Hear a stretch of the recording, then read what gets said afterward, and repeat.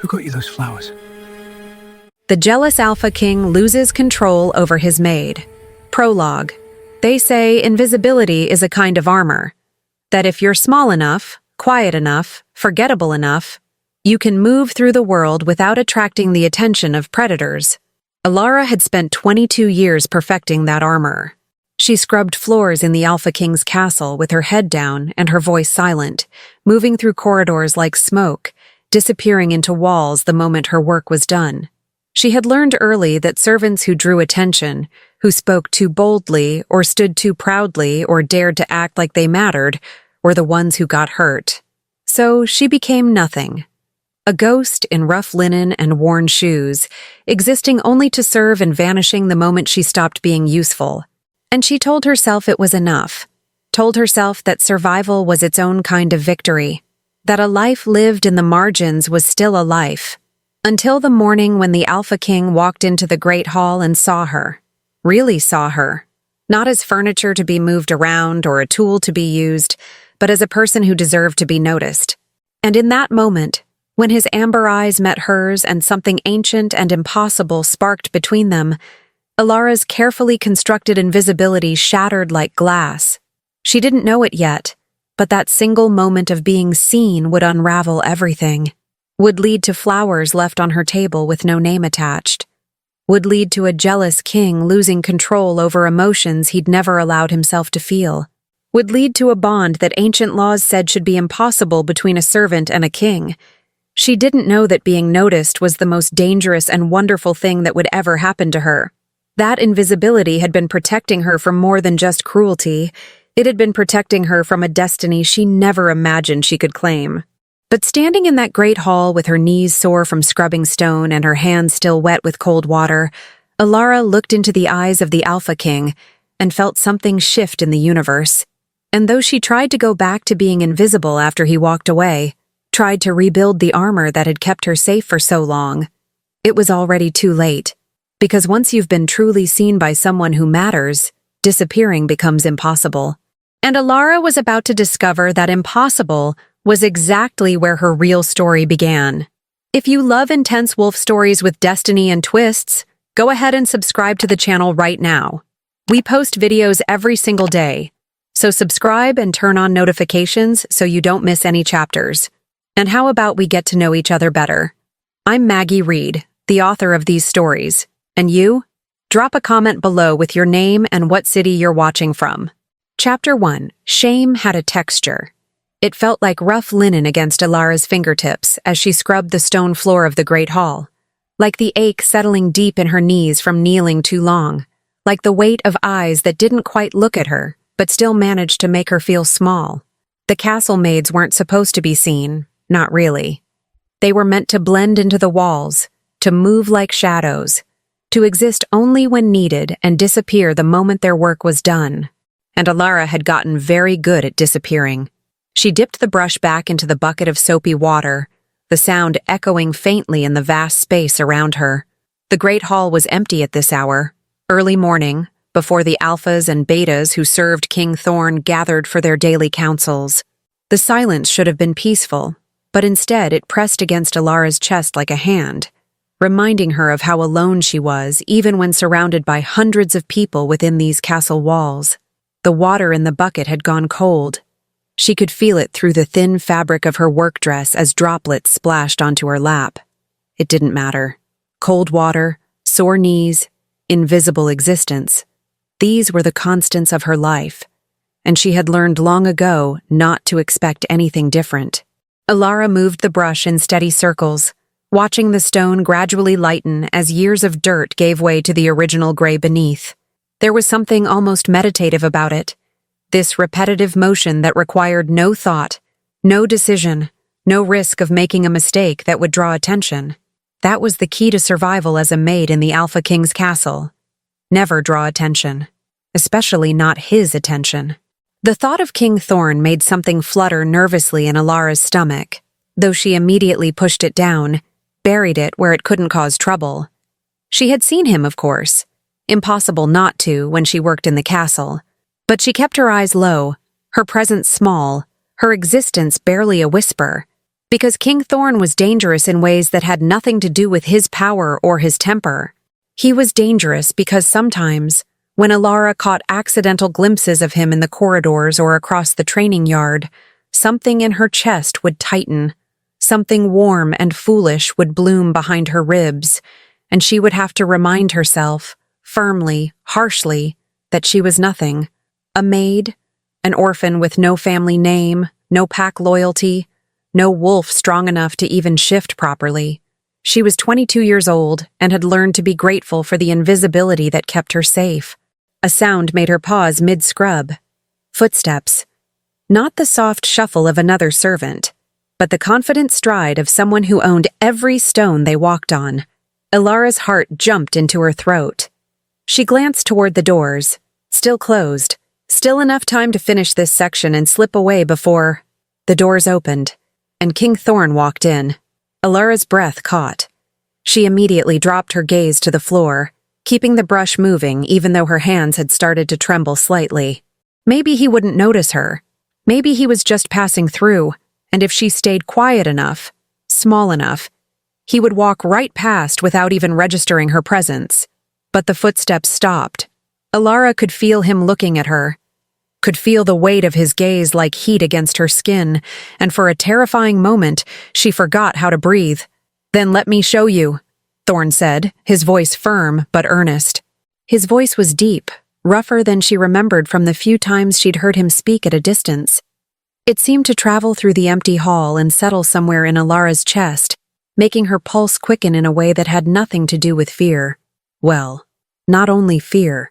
"Yes, Your Majesty," Elara managed, keeping her eyes firmly on the wet stone beneath her brush.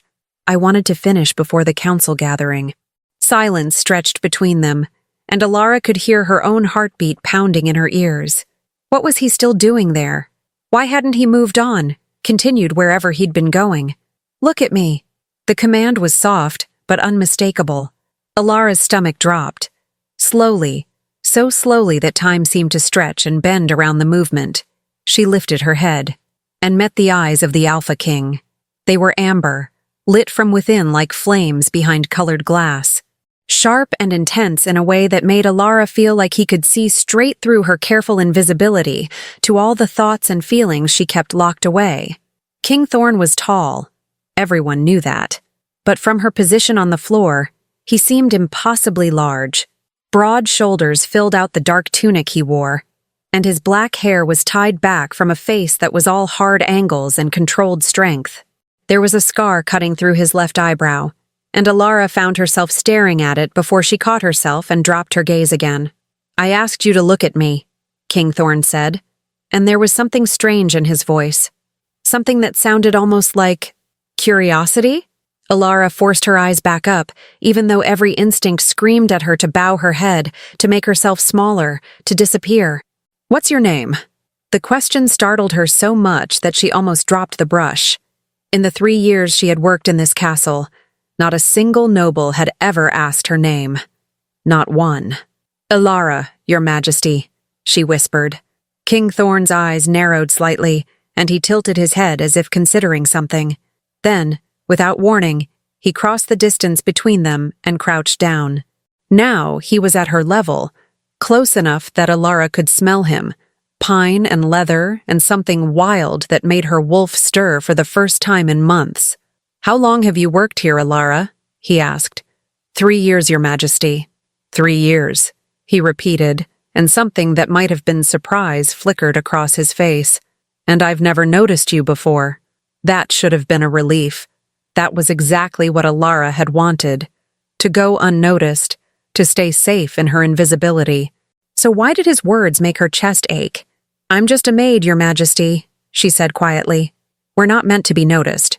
King Thorne's jaw tightened, and for a moment, something fierce flashed in his amber eyes. "Who told you that?" "No one had to tell me, Your Majesty.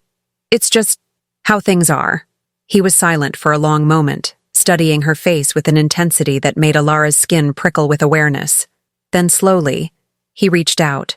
Elara froze as his hand moved toward her face. She couldn't breathe, couldn't think, could only watch as his fingers, rough and scarred from years of combat, gently tucked a loose strand of hair behind her ear. The touch lasted barely a second, but in that second, Elara felt something shift. Something fundamental and terrifying, like the ground beneath her had decided to become the sky. King Thorne pulled his hand back, but he didn't stand up. He stayed crouched there, amber eyes locked on hers, and when he spoke again, his voice had gone rough. "You should be noticed," he said. And then, before Elara could process those words, before she could understand what was happening, King Thorne stood and walked away. The doors closed behind him, and Elara was left kneeling on the cold stone floor, heart hammering against her ribs, skin still tingling where he had touched her. She lifted trembling fingers to her ear, to the spot where he had tucked her hair, and felt the warmth still lingering there like a brand. What just happened? But the castle didn't answer. The empty hall kept its silence. And Elara, after several long moments of trying to remember how to breathe, picked up her brush with shaking hands and went back to scrubbing. Because that was what she did. That was who she was. A maid who disappeared into walls, even when an Alpha King's touch made her wish just for a moment that she could be something more. Chapter 2. The flowers appeared 3 days later. Elara found them on the small table in the servants' quarters where she took her meals, a modest arrangement of white roses and lavender, tied with a silver ribbon that caught the morning light streaming through the narrow window. She stopped in the doorway, still holding the empty bucket she'd been carrying to the kitchens, and stared. No one gave flowers to servants. It simply didn't happen. Flowers were for nobles, for courtship rituals among the pack members who had status and lineage. Flowers were not for orphaned maids who scrubbed floors and hauled water and tried not to exist too loudly. Those came for you.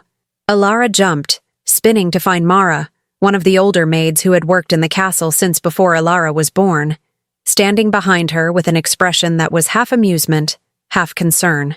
"For me?" Elara's voice came out smaller than she intended. "That can't be right. There must be some mistake." "No mistake," Mara said, moving past her into the quarters and settling onto one of the worn benches. "A runner brought them this morning. Asked specifically for Elara, said they were to be delivered to the maid with dark hair who works the Great Hall." Elara's stomach did a strange flip. The Great Hall, where she had been working when... No, that was impossible. King Thorne wouldn't? He couldn't possibly. "Who sent them?" Elara asked, and her hands had started trembling again, just like they had when he touched her ear.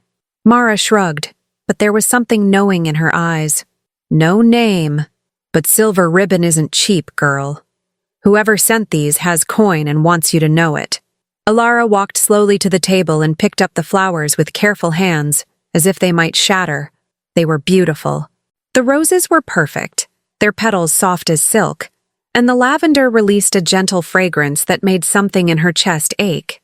She had never received flowers before, had never expected to.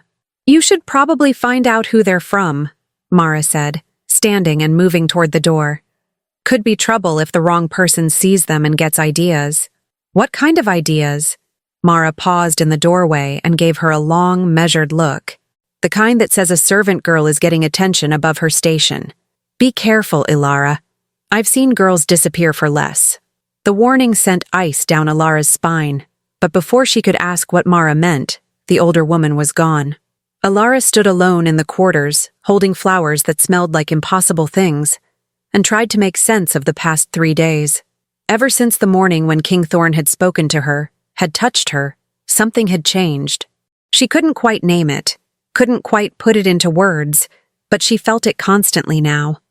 A pull, an awareness, like there was a thread connecting her to something larger, something dangerous, something that made her heart race even when she was alone.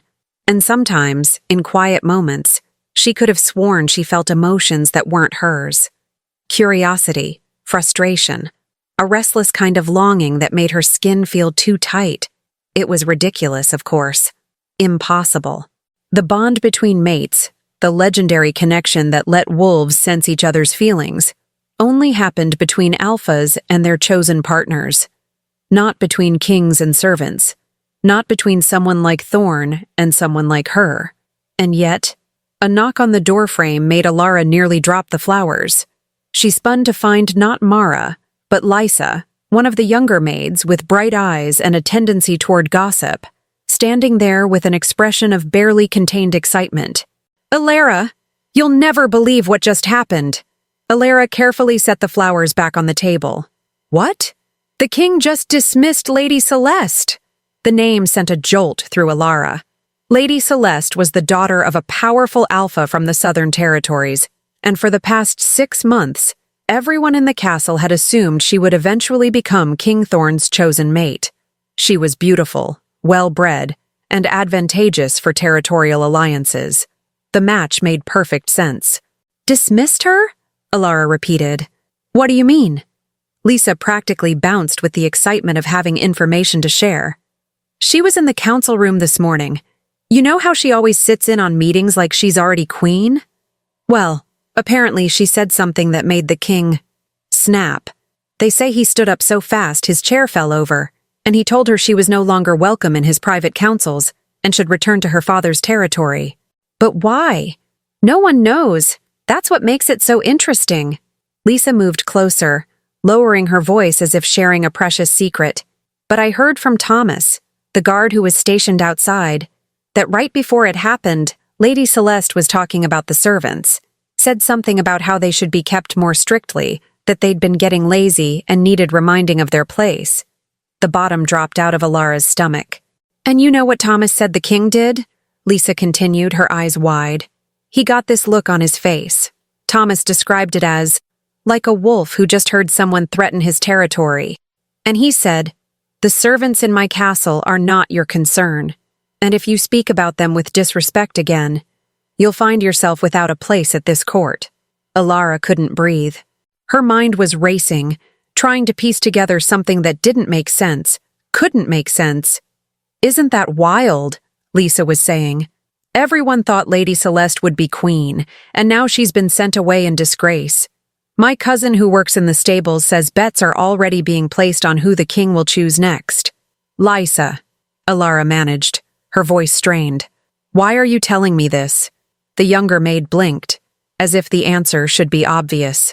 "Because those flowers on your table have the whole servant's wing talking, that's why. And now, with this thing with Lady Celeste, well, some people are putting pieces together." Horror crashed over Elara in a cold wave. "There are no pieces. Those flowers were probably meant for someone else, and what happened with Lady Celeste has nothing to do with— Who got you those flowers?" The voice came from the doorway. Deep, rough, unmistakable. Both Elara and Lysa spun around. King Thorne stood there, filling the doorframe with his presence, amber eyes locked on the flower arrangement sitting on the table. His face was carefully neutral, but Elara could see the tension in his shoulders, could practically feel the barely controlled energy radiating from him. Lisa made a sound between a squeak and a gasp, dropped into a hasty curtsy, and practically fled from the room, leaving Elara alone with the Alpha King, in the servants' quarters, where he had absolutely no reason to be. The silence stretched, heavy and charged, until finally Elara found her voice. "Your Majesty, You shouldn't be here. If someone sees— Who got you those flowers?" King Thorne repeated, and this time each word was deliberate, controlled, like he was holding back something wild. Elara's hands clenched at her sides. "I don't know. You don't know," he repeated flatly. "They were here when I arrived. There was no name. I was just trying to figure out if they're from someone who wants to court you." King Thorne took a step into the room, and suddenly the small space felt impossibly smaller. "Someone who thinks they have the right to send you gifts?" The jealousy in his voice was unmistakable now, raw and sharp and completely irrational, because he was the king and she was a servant, and there was no world in which he should care who sent her flowers. And yet here he was, standing in the servants' quarters, looking at those white roses like they were a personal insult. "Your Majesty," Elara said carefully, "I truly don't know who sent them, but it doesn't matter because I'm just— Don't." The word came out harsh. King Thorne closed his eyes briefly, and when he opened them again, something in his expression had shifted, softened. Don't say you're just a maid. Don't diminish yourself like that. But I am just a maid, Elara whispered. That's the truth. King Thorne moved closer, and Elara's back hit the wall behind her. She hadn't even realized she was retreating. He stopped just short of touching her, but she could feel the heat of him, could smell that pine and leather scent that made her wolf whine softly in her chest. Did you feel it? He asked quietly. 3 days ago, when I touched you, did you feel it? Elara's breath caught. She wanted to lie, wanted to deny, wanted to protect herself from whatever dangerous thing was building between them. But when she looked into those amber eyes, she couldn't. Yes, she whispered. Something fierce and triumphant flashed across King Thorne's face. Good, because I felt it too. And I haven't been able to stop thinking about it since. He lifted his hand, slowly, giving her time to pull away if she wanted, and cupped her cheek. His palm was warm, his touch gentle despite the calluses. These flowers, he said, they weren't from me, but they should have been. I wanted to send you something, wanted to see you again, but I didn't know how without causing talk that might hurt you. Elara's heart was pounding so hard she was sure he could hear it. You're the king. You can do whatever you want. Not when it comes to you, King Thorne said, and there was something almost pained in his voice. Because if I'm not careful, if I move too fast or too publicly, you'll become a target. And I won't let that happen. A target for what? For everyone who wants to use you to get to me. For every wolf who thinks you don't deserve whatever attention I give you. For the court intrigues and games that destroy anything good in this place. His thumb brushed across her cheekbone, and Elara couldn't help the small sound that escaped her throat. So tell me, King Thorne continued, his voice dropping lower, tell me if you feel this too, this pull between us, because if you don't, if this is only on my side, I'll walk away right now. I'll make sure you're protected and provided for, and I'll never put you in this position again.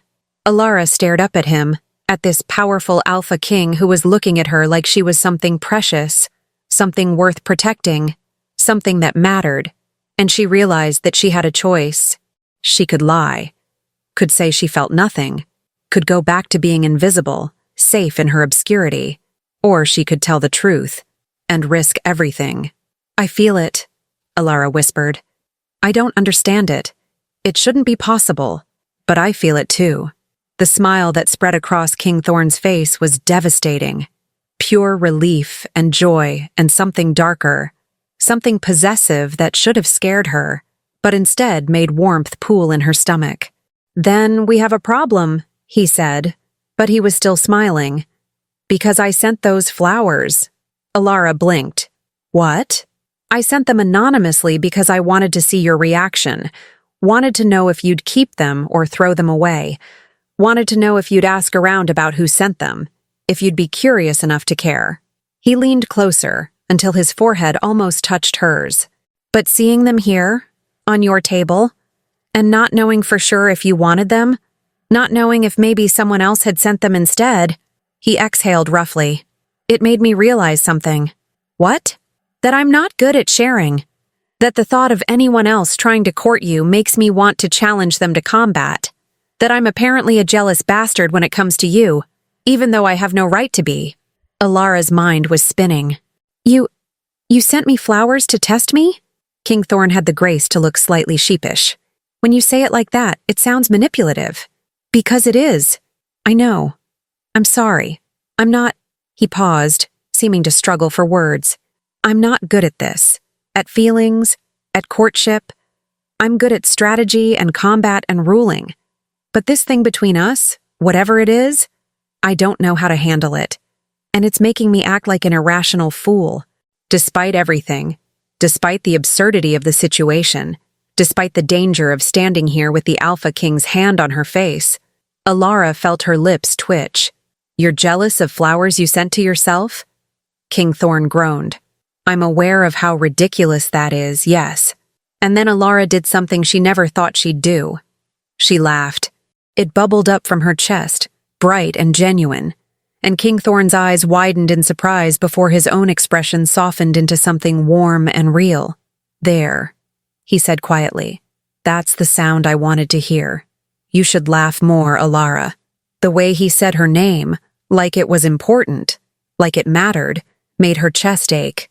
Your Majesty, Thorne, he interrupted. When we're alone, call me Thorne. Thorne, she repeated, testing the name on her tongue. This can't work. You know it can't.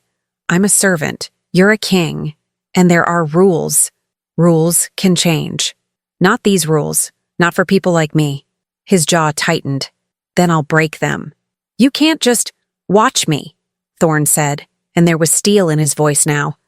I don't know what this is between us yet. I don't know if it's just attraction or something more, but I know I want to find out. And I know that I'm done letting arbitrary rules decide who I can care about. He pulled back slightly, giving her space to breathe, but his eyes never left hers. So here's what's going to happen. I'm going to court you properly. Slowly, carefully, in ways that won't put a target on your back. And you're going to let me. And at the end of it, if you decide you want nothing to do with me, I'll accept that. But don't make that decision now, out of fear. Give us a chance. Elara's throat was tight. And if people find out, if they come after me, then I'll protect you, Thorne said simply. With everything I have. He stepped back then, putting respectful distance between them, and when he spoke again, his voice had returned to its normal commanding tone. You'll continue your regular duties, but from now on, you'll report directly to Garrett, my head of household. He'll make sure your workload is reasonable and that you're treated with respect. Your Majesty, that will make people suspicious. I don't care.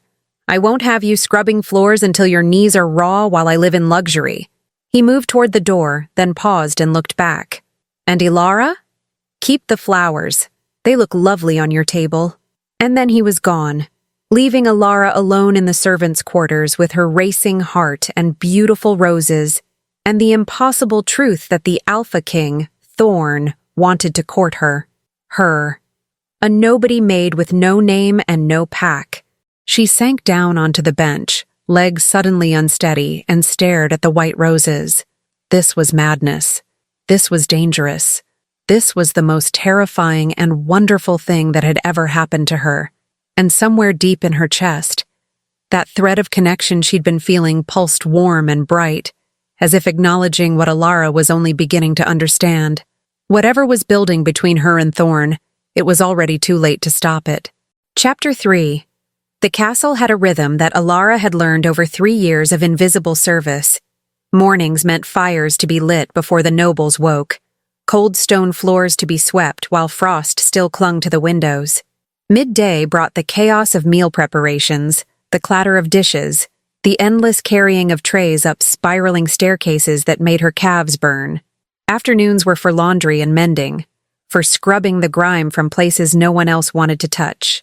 And evenings, when the nobility retreated to their chambers and the castle settled into a quieter version of itself, that was when Elara could finally breathe. But ever since the morning with the flowers, ever since Thorne had stood in the servants' quarters with jealousy written across his face, that rhythm had shifted into something unfamiliar and unsteady. It had been 2 weeks since that day. 2 weeks of Elara trying to do her work while feeling like the ground beneath her feet had turned to water. 2 weeks of sideways glances from other servants, of whispers that died the moment she entered a room, of a hyper-awareness that made her skin feel too tight, and 2 weeks of small, impossible moments that felt like stolen treasures. A note tucked into her apron pocket, written in strong, masculine handwriting. The library is empty after sunset. If you wanted to read something other than instruction manuals on proper floor scrubbing techniques, you'd be undisturbed there. A plate of pastries that appeared in the servant's kitchen with her name attached. The kind of delicate, honey-glazed things that were usually reserved for noble tables. And once, late at night when she was returning from emptying chamber pots in the east wing, she had rounded a corner and nearly collided with him. Thorne had been coming from the opposite direction, still dressed in his council robes, exhaustion written in the lines around his eyes. They had both stopped, frozen in that dim corridor lit only by moonlight through a narrow window. Neither had spoken, but Thorne had reached out and touched her hand. Just her fingertips, just for 3 heartbeats. before releasing her and walking away. Elara had stood in that corridor for 5 full minutes afterward, staring at her own hand like it belonged to someone else, feeling the warmth of his touch linger on her skin. Now, on this particular morning, she was in the laundry room in the castle's lower level, her arms elbow-deep in a wash basin full of soapy water and linens that smelled of lavender and lye. The room was hot from the fires keeping the water warm, and sweat had begun to bead on her forehead as she scrubbed at a stubborn stain on what looked like a nobleman's shirt. "You've been quiet lately." Elara looked up to find Mara standing in the doorway, arms crossed over her chest, expression unreadable. The older woman had been watching her more carefully since the flowers, though she hadn't said much about it. Mara was wise enough to know when silence was safer than questions. "I've been working," Elara said, returning her attention to the shirt. "Same as always." "Same as always," Mara repeated, and there was something almost sad in her voice. "Except it's not, is it?" Elara's hands stilled in the water. For a long moment she didn't respond, didn't look up. But Mara didn't leave. She just stood there, patient and immovable as stone, until finally Elara sighed. "I don't know what you want me to say. I want you to be careful," Mara said quietly. She moved into the room, closing the door behind her, a gesture that immediately made Elara's stomach knot with anxiety, because closed doors meant serious conversations. "I've worked in this castle for 30 years, girl. I've seen a lot of things, good things and terrible things. And I've learned that when powerful men take an interest in powerless women, it rarely ends well." The words landed like stones in Elara's chest, heavy and cold. "He's not like that. He's the Alpha King," Mara interrupted, not unkindly, "which means he can do whatever he wants. And that includes breaking your heart or ruining your reputation without facing any consequences himself." Elara pulled her hands from the water, suds dripping onto the stone floor. "You don't understand. It's not like that between us. Then what is it like?" The question hung in the air, and Elara realized she didn't have a good answer. Because what was it like? This strange thing growing between her and Thorne. This connection that felt deeper than attraction and more complicated than simple desire? Elara searched for words, her wet hands clenching and unclenching at her sides. "It's like there's a thread between us. Like I can feel him sometimes, even when he's not nearby. His emotions, his presence. And I know that sounds insane, but..." "It doesn't sound insane," Mara said, and her expression had shifted into something between concern and recognition. "It sounds like a bond." Elara's breath caught. "That's impossible. Bonds only form between true mates," Mara finished. "I know what they say, but girl, I'm old enough to remember stories from before all the rules got so rigid. Stories about bonds that formed in unexpected ways, between unexpected wolves, the kind of bonds that couldn't be controlled or predicted." She moved closer, lowering her voice even though they were alone. "There's an old law, so old most people have forgotten it exists. The law of resonance. It says that sometimes a wolf recognizes another wolf's soul before their conscious mind catches up. And when that recognition happens, a bond begins to form whether the wolves want it or not." Elara's heart was hammering now. "How do you know about this?" "Because my grandmother was a keeper," Mara said. "She kept the old knowledge, the stories and laws that the modern packs decided weren't important anymore. She used to tell me about wolves who bonded across pack lines, across social classes, even across species sometimes. And she always said the same thing. When a true resonance happens, fighting it only causes pain." Elara sank down onto a nearby stool, legs suddenly unsteady. "But if this is real, if we're somehow bonding, what am I supposed to do? I'm a servant, Mara. I have no family, no status, nothing to offer someone like him." "Maybe that's not what matters," Mara said gently. "Maybe the bond doesn't care about any of that.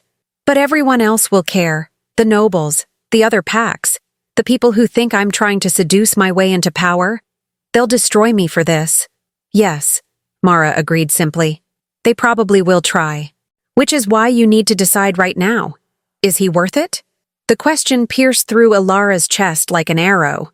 Was Thorne worth the danger, the scandal, the potential destruction of the only life she'd ever known?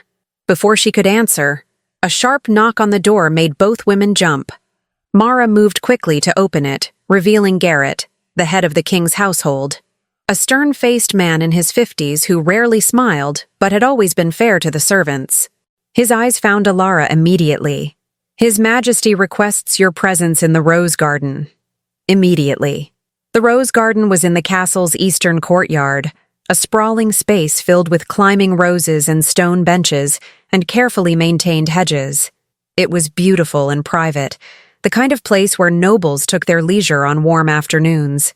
It was absolutely not the kind of place where a maid should be summoned. Elara's stomach dropped. "Sir, I'm in the middle of laundry. Perhaps if I could finish—" "His Majesty said immediately," Garrett repeated, though his expression softened slightly. "And for what it's worth, girl, you might want to wash your hands first.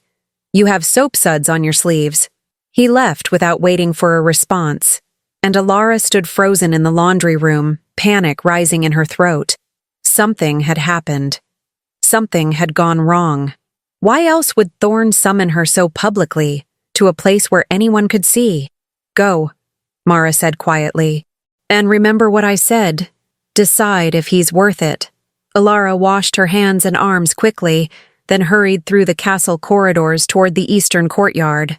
Her heart pounded with each step, and by the time she reached the entrance to the Rose Garden, she felt lightheaded with anxiety.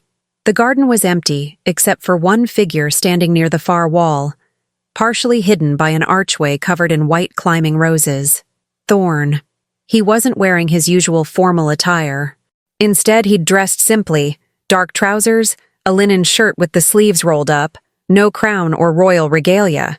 He looked almost normal. Except nothing about Thorne could ever truly be normal. Not with the way power seemed to radiate from him like heat from a fire. Elara approached slowly, hyper-aware of her damp work dress and the strand of hair that had escaped her braid. She felt painfully out of place in this beautiful garden, like a weed among roses. "You asked for me, Your Majesty?" she said quietly when she was close enough. Thorne turned, and the expression on his face was complex, relief mixed with something that looked like nervousness. An Alpha King, nervous. The concept seemed absurd. "I needed to see you," he said, "and I wanted to talk somewhere we wouldn't be interrupted or overheard. The Rose Garden isn't exactly private, Your Majesty. Anyone could walk by." "Thorne," he corrected gently. "And I've given orders that this garden is to remain undisturbed for the next hour. We're safe." Elara wanted to argue that nowhere was truly safe. Not for whatever dangerous thing was building between them. But the way he was looking at her, like she was the only thing in the world that mattered right now, made the words die in her throat. "Something's happened," she said instead. "What's wrong?" Thorne's jaw tightened. "How did you know something was wrong?" "I felt it," Elara admitted. "This morning, like a knot of worry that wasn't mine. And it's been getting stronger all day." Something flashed in Thorne's amber eyes. Surprise, yes, but also validation. "The bond," he said quietly. "It's growing faster than I expected." "Is that bad?" "I don't know." He ran a hand through his hair, a gesture of frustration that made him seem suddenly more human. "I've been researching. Reading everything I can find about bonds, about the old laws, about what happens when wolves connect in ways that don't follow the normal patterns. And I found something. A law called resonance. It's ancient, barely referenced in any of the modern texts, but it exists." He moved closer, and Elara's breath caught at the intensity in his gaze. "It says that when two wolf souls recognize each other, they begin to bond. Not because of rank or courtly considerations or arrangement, but because something fundamental in them calls to something in the other. And once that recognition happens, the bond can't be stopped, only denied. Denied how?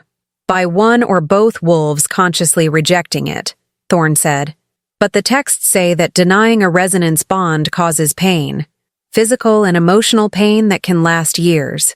Elara's hands had started trembling. "So we're bonding. Right now. Whether we want to or not." It appears that way. Thorne exhaled roughly. And that's not the only problem. What else? The Southern Alliance sent an ambassador 3 days ago. They're proposing an alliance marriage between me and Alpha King's daughter. The contract would unite our territories, strengthen trade routes, and prevent the border skirmishes that have been escalating. Each word landed like a blow. Elara felt something crack inside her chest, sharp and painful. I see. So you brought me here to explain that despite this bond, you have to honor your obligations to the kingdom. That whatever this is between us can't continue. No. The word came out fierce. Thorne closed the remaining distance between them and took her hands in his. No, Elara. I brought you here because I need you to understand what's at stake. I need you to know what I'm choosing when I reject the Southern Alliance's proposal. Elara's breath stopped. What? I'm refusing the marriage, Thorne said, and there was steel in his voice now. I sent the ambassador back this morning with my answer. No alliance, no marriage, no strategic arrangement that would require me to bond with someone who isn't you. But the border skirmishes, the trade routes. I said they're problems, and they are. But they're problems I can solve other ways. Through negotiation, through military positioning if necessary, through anything except sacrificing what I've found with you. Tears burned in Elara's eyes. You can't do this. You can't give up something that important for me. I'm not worth— Don't. Thorne's hands tightened on hers. Don't you dare say you're not worth it. You're worth everything, Elara. And I'm tired of living by rules that say otherwise. But the nobles, your council, they'll never accept this. They'll never accept me. Then I'll make them accept it, Thorne said simply. I'm the Alpha King. My word is law. And if I have to spend the next decade rewriting every outdated rule that says a servant can't bond with a king, then that's what I'll do. Elara pulled her hands free, stepping back because his proximity made it impossible to think clearly. You're not thinking straight. This bond, it's probably making you feel things that aren't real, making you believe— The bond isn't making me feel anything I didn't already feel, Thorne interrupted. It's just making it impossible to pretend I don't feel it. And yes, maybe that's inconvenient. Maybe it would be easier if I could just follow the path everyone expects. But I don't want easy, Elara. I want real. He moved toward her again, and this time when he reached out, he cupped her face in both hands, tilting her head up so she had no choice but to meet his eyes. I want you, he said, voice dropping to something rough and intimate. Not because of some magical bond, though, that's part of it. But because in 3 years of walking these halls, you're the first person who made me remember that there's more to life than duty and court affairs. Because when I touch you, I feel alive in a way I haven't since before I became king. Because you laugh like you're surprised by joy. And it makes me want to give you reasons to laugh every day. A tear escaped, sliding down Elara's cheek. Thorne caught it with his thumb. So yes, he continued, I'm giving up a territorial alliance. I'm risking disapproval from my council and possibly causing complications with the southern territories. I'm doing all of that because you're worth more to me than any of it. And if you can't see that, if you can't believe that, then I'll spend however long it takes convincing you. Elara couldn't speak. The words were trapped in her throat, tangled with fear and hope, and a desperate wish that this could somehow be real. But I need to know something, Thorne said. And for the first time, she heard uncertainty in his voice. I need to know if you want this too. Not just the bond, but me. Us. Because if you don't, if you'd rather I walk away and let you live your life without the chaos I bring, tell me now. And I will. I'll reject the bond, endure whatever pain comes from it, and make sure you're protected and provided for. But if there's any chance you want this as much as I do, Elara whispered. And once the words started, they couldn't be stopped. I want this. I want you. It terrifies me, and it makes no sense, and I don't know how any of it can possibly work, but yes, I feel it too. This pull, this connection, this sense that I've been waiting my whole life for something without knowing what it was, and now I know it was you. The smile that broke across Thorne's face was devastating. Pure joy and relief, and something fierce that made Elara's knees weak.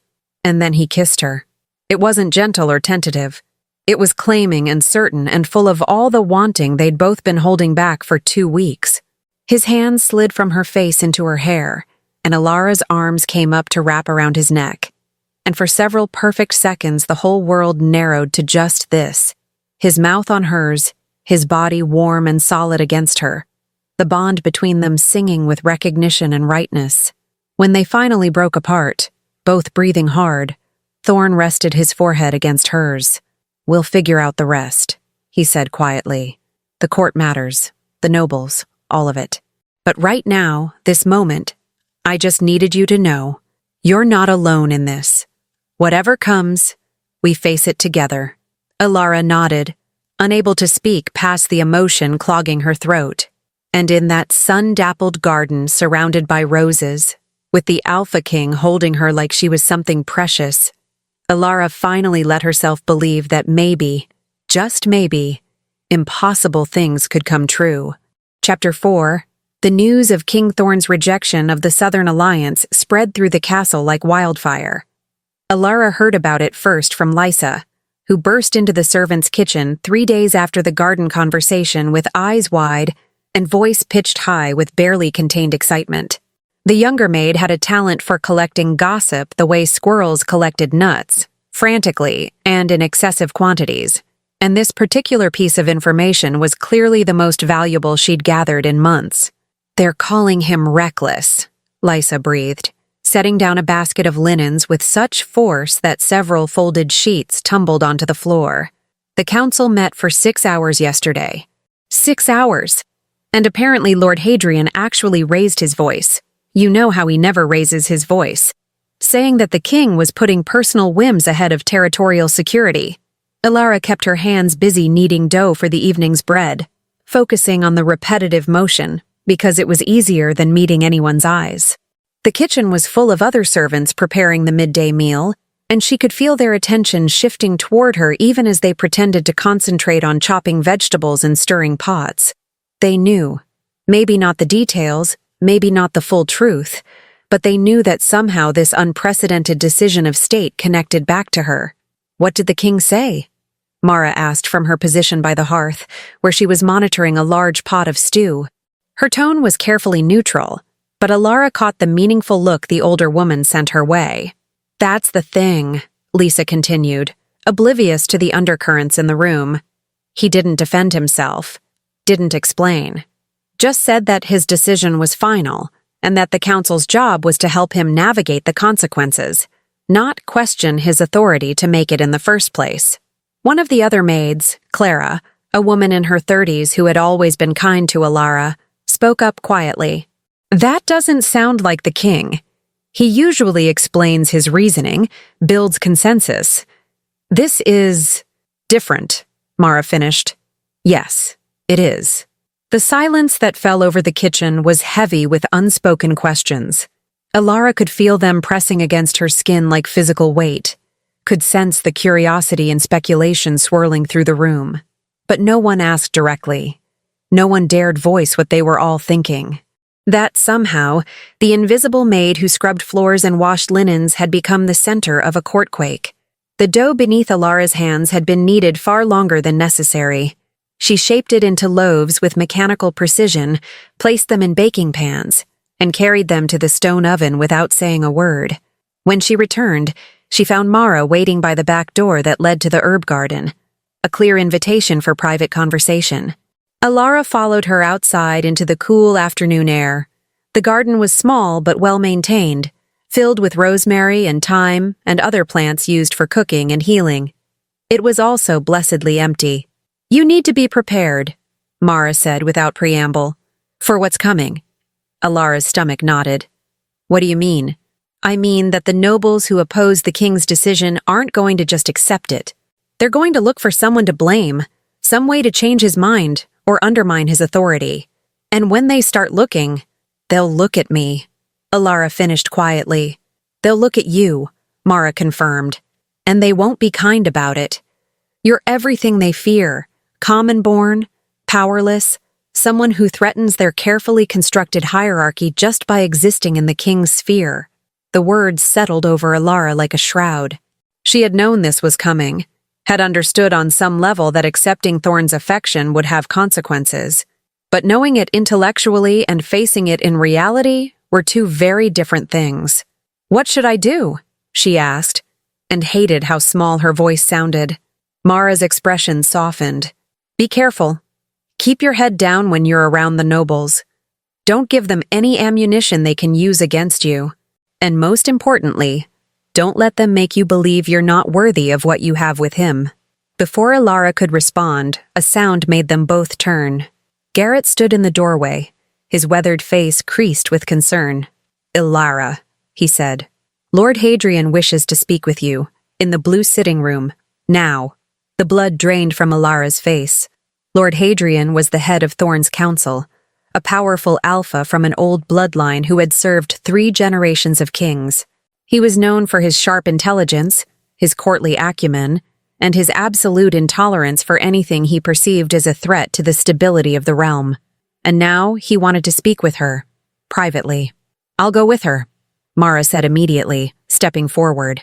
"He specified that she should come alone," Garrett said, though his tone made it clear he liked this no more than they did. "But I'll be nearby. And I've taken the liberty of informing His Majesty of the meeting." That should have been reassuring.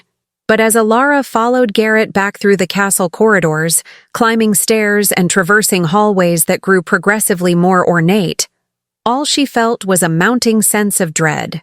The blue sitting room was on the 3rd floor, in a section of the castle reserved for private meetings among the nobility. Elara had cleaned it countless times, had scrubbed the intricate tile floor and dusted the expensive furniture and polished the silver tea service that sat on the sideboard. But she had never been invited to sit in it, had never been anything other than part of the invisible infrastructure that kept it functional. Garrett stopped outside the door. "Remember," he said quietly, "you are under the king's protection. Lord Hadrian cannot harm you. He can only try to intimidate you." "That's not particularly comforting," Elara managed. "No," Garrett agreed. "But it's true, and sometimes truth is all we have." He knocked, waited for the curt enter from within, and opened the door. Elara took a deep breath, the kind of breath one takes before diving into cold water, and stepped inside. Lord Hadrian sat in a high-backed chair near the window, afternoon light illuminating his silver hair and casting shadows across his lined face. He was older than Thorne by at least 30 years, but age hadn't diminished him. If anything, it had refined him into something sharp and dangerous, like a blade honed by decades of use. He didn't stand when Elara entered, didn't acknowledge her presence immediately, just continued reading from a leather-bound book in his lap, letting the silence stretch until it became uncomfortable. Elara remained standing just inside the door, hands clasped in front of her, trying to calm her racing heart. She had faced many uncomfortable situations in her life: poverty, hunger, the casual cruelty of those who saw servants as less than human. But this felt different, more threatening. Finally, Lord Hadrian closed the book and set it aside. His eyes, pale blue and cold as winter sky, fixed on her with an intensity that made her want to look away. But she held his gaze, remembering Mara's words about not showing weakness. "Do you know why I asked you here?" Lord Hadrian's voice was cultured, precise, each word enunciated with the care of someone accustomed to being listened to. "No, my lord," Elara said quietly. "Don't you?" He tilted his head slightly. "Come now, girl. You're not stupid. Naive, perhaps, and certainly ignorant of the larger forces at play, but not stupid. So let's not insult each other's intelligence by pretending you don't understand that your association with His Majesty has become a problem." The word association dripped with disdain. Elara felt her face flush, but she kept her voice steady. "I haven't done anything wrong, my lord." "Haven't you?" Lord Hadrian stood, moving with the fluid grace of an alpha despite his age. He crossed to a side table and poured himself a glass of amber liquid from a crystal decanter. He didn't offer any to Elara. "You've insinuated yourself into the king's attention. You've somehow convinced him to reject a crucial territorial alliance. You've disrupted the careful balance of power that keeps this realm stable. And you claim you've done nothing wrong? I didn't ask for any of this, Elara said, and felt anger beginning to kindle beneath the fear. I didn't pursue the king. I didn't scheme or manipulate. I was just existing, Lord Hadrian finished, taking a sip of his drink. Yes, I believe that's precisely the problem. You exist, and your existence has become inconvenient. The casual cruelty of the statement stole Elara's breath. For a moment, she couldn't speak, couldn't think past the cold reality of what he was saying, that her very presence in the world had become something to be managed, eliminated, erased. What do you want from me? She asked finally. I want you to leave, Lord Hadrian said simply. Leave the castle. Leave the territory. Go somewhere far away where you can live quietly and comfortably without disrupting the king's ability to rule effectively. You want me to abandon him. I want you to save him, Lord Hadrian corrected. From himself. From the irrational choices he's making because of whatever temporary infatuation has clouded his judgment.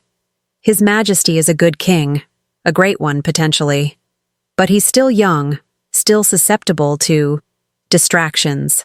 It's my job to help him see past those distractions to the larger picture. I'm not a distraction, Elara said, and was surprised by the firmness in her own voice. I'm a person, and whatever is between me and Thorne, the king, it's not temporary infatuation, it's the bond, Lord Hadrian interrupted, and his expression shifted into something that might have been satisfaction. Yes, I know about that. I know about the law of resonance, about what happens when wolves recognize each other in that particular way. I've read the old texts too, girl, which means I also know that a resonance bond can be rejected. Painful, yes. Difficult, certainly, but possible. He moved closer, and Elara had to fight the urge to step back. Here's what I'm offering.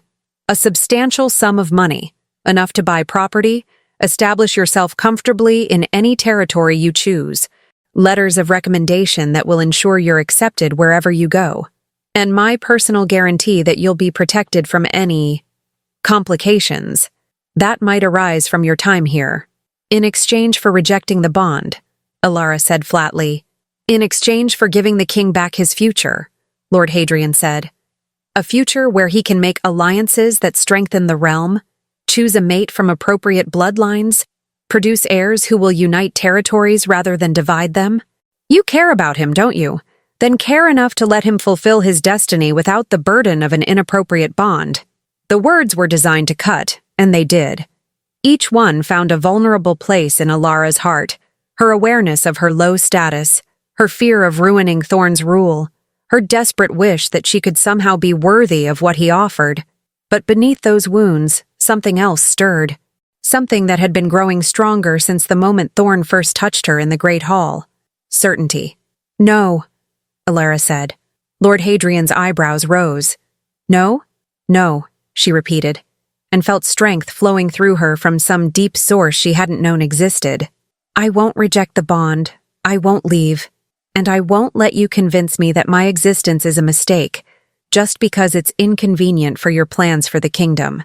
You're making a grave error, Lord Hadrian said, and now there was steel in his voice. You think the king will protect you forever? That his fascination won't fade once he realizes the true cost of what he's doing? You're going to destroy him, girl. And when that destruction comes, you'll have no one to blame but yourself. Then that's my choice to make, Elara said.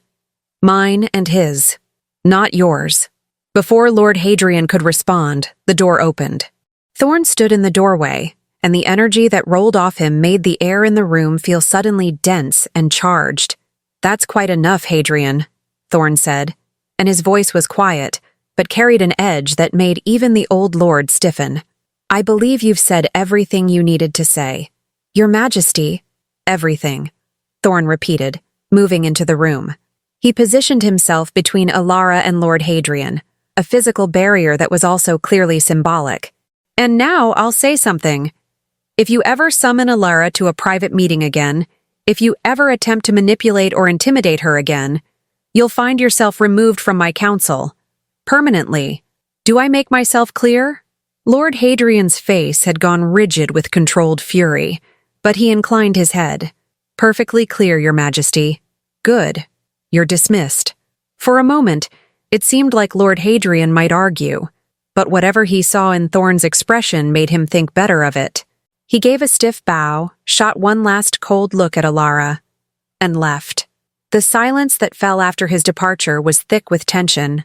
Thorne stood with his back to Elara, shoulders tight, hands clenched at his sides.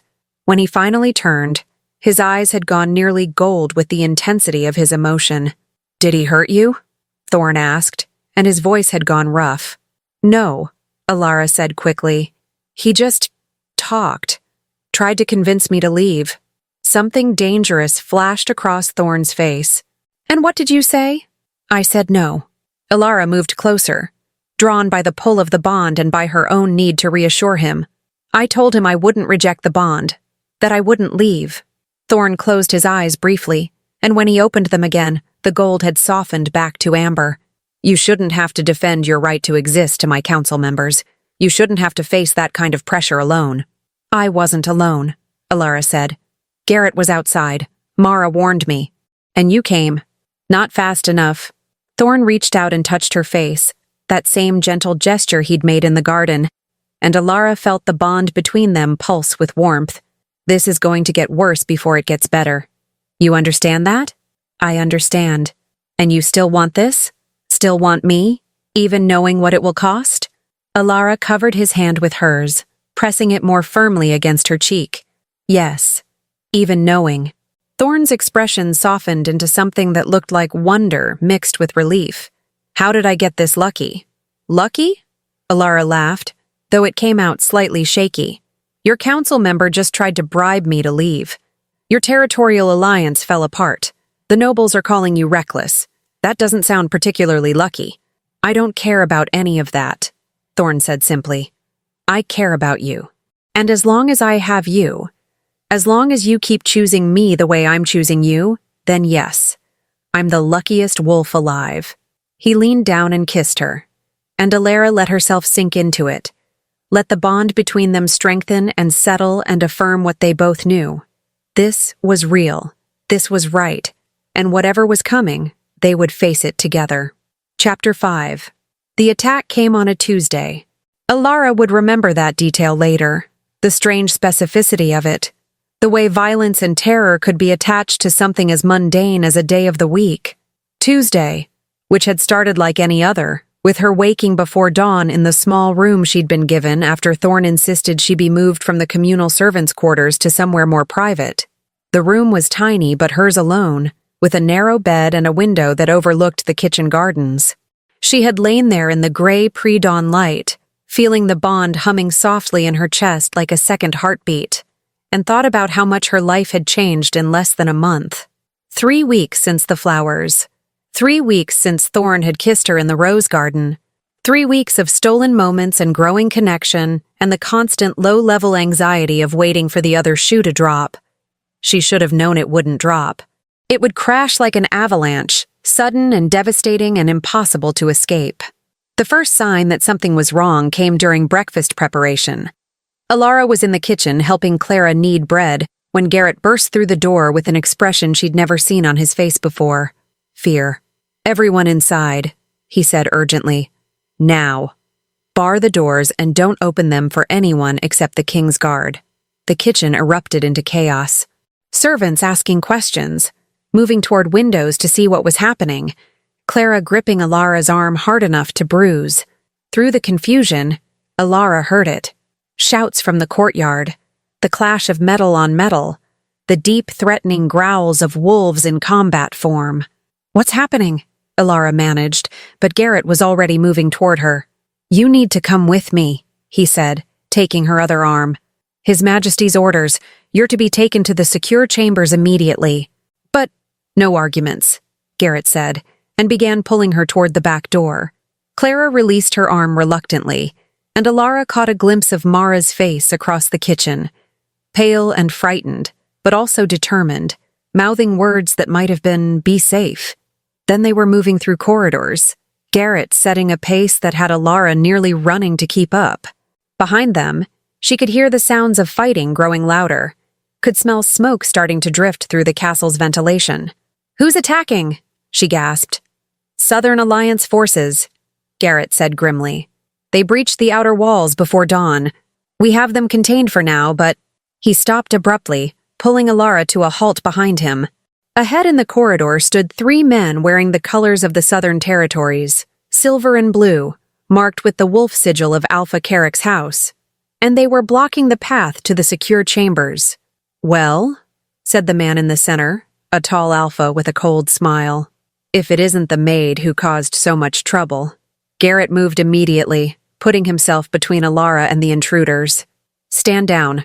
You're in violation of sanctuary laws." "Sanctuary laws don't apply when we're retrieving property," the alpha said. "And that girl is owed to our lord. She's the reason our alliance was broken, which makes her subject to reclamation." "That's not how any of this works," Garrett said, but Elara could hear the tension in his voice. He was outnumbered, outmatched in a straight fight. The bond in Elara's chest had gone sharp and urgent, flooding her with emotions that weren't her own: rage, fear, and an overwhelming need to protect. Thorne knew she was in danger. He was coming, but he might not arrive in time. "Garrett," Elara said quietly. "Run. I'm not leaving you. Run and get help," she continued, still calm despite the terror coursing through her. "I'll slow them down." It was a foolish plan, a plan with no chance of success, but it was also the only option that gave both of them any possibility of survival. Garrett hesitated for only a second. Then he squeezed her shoulder once and took off back down the corridor, moving with surprising speed for a man his age. The Southern Alphas started to pursue, but Elara stepped into their path. "You want me," she said, and was amazed by how steady her voice sounded. "Here I am. No need to chase anyone else." The lead alpha laughed. "Brave, stupid, but brave. Did you really think you could disrupt alliances between territories and face no consequences?" "I didn't disrupt anything," Elara said. "Your lord proposed an alliance built on treating people like property. King Thorne refused. That's not my fault." "Everything is your fault," one of the other men said. He was younger, with wild eyes that suggested he was barely in control. "You should have stayed in whatever gutter you came from instead of seducing a king." The lead alpha held up a hand, silencing his companion. "Enough talk. Alpha Carrick wants her alive and undamaged. Grab her." They moved forward, and Elara did the only thing she could think of. She ran. She wasn't strong like them, wasn't trained in combat, wasn't anything except a woman whose survival instincts were sharper than her common sense. She darted down a side corridor she'd cleaned 100 times, taking turns she knew would lead her deeper into the castle's warren of servants' passages. Behind her, she heard pursuit, heard laughter, because they were playing with her, letting her run because it amused them. Elara's lungs burned, her legs ached, but she kept moving. Through the laundry room, past the storage pantries, down a narrow staircase that led to the wine cellars. She had no plan beyond movement, beyond staying away from them long enough for help to arrive. But the cellars were a dead end.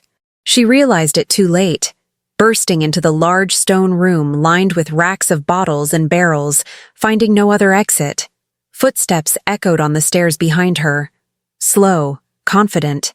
They knew they had her trapped. The bond in her chest was screaming now, sharp enough to hurt. Through it, she could feel Thorne's terror, his rage, his desperate need to reach her. But he was still too far away. The 3 alphas appeared in the doorway, silhouetted against the light from the stairwell.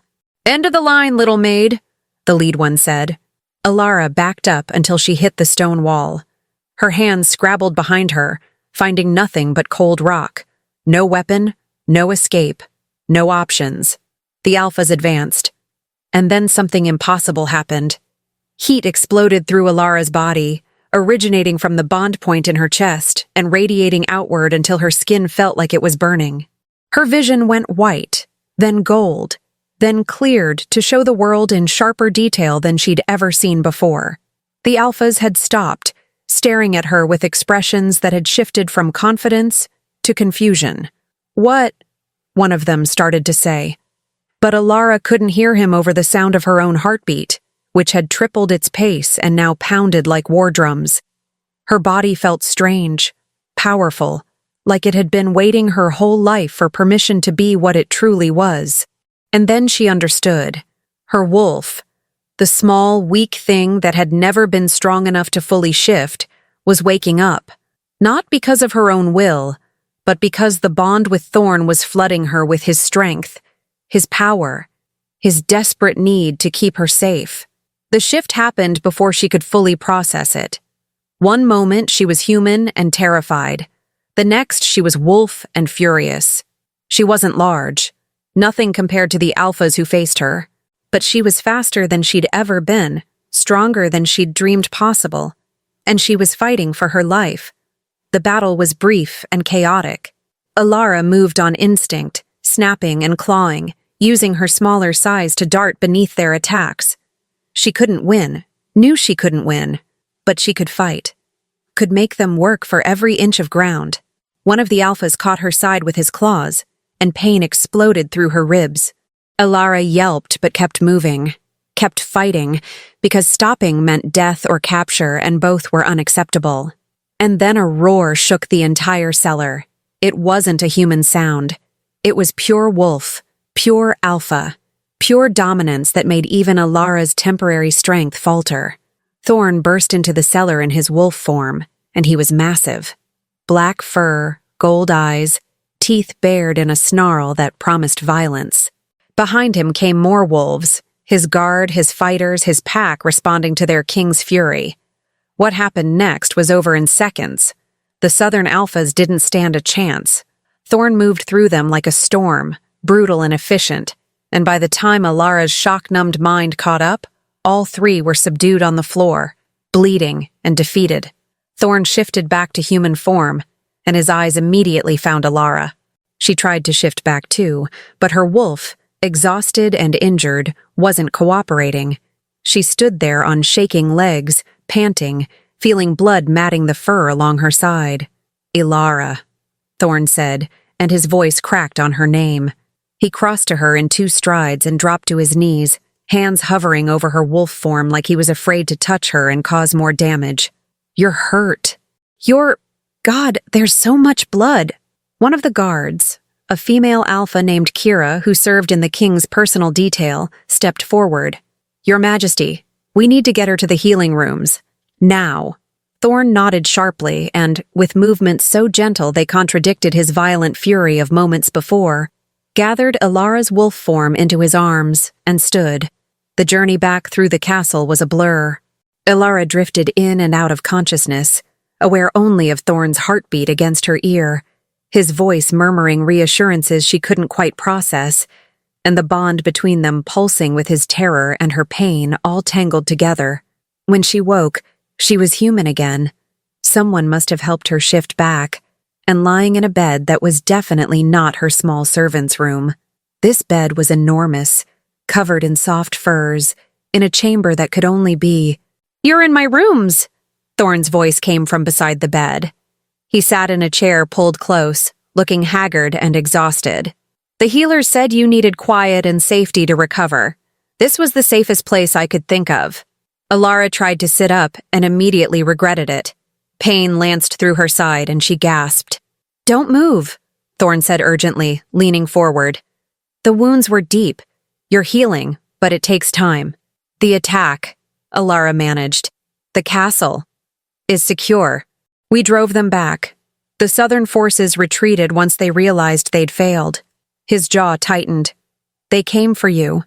This whole thing was a targeted strike meant to either kill you or take you captive.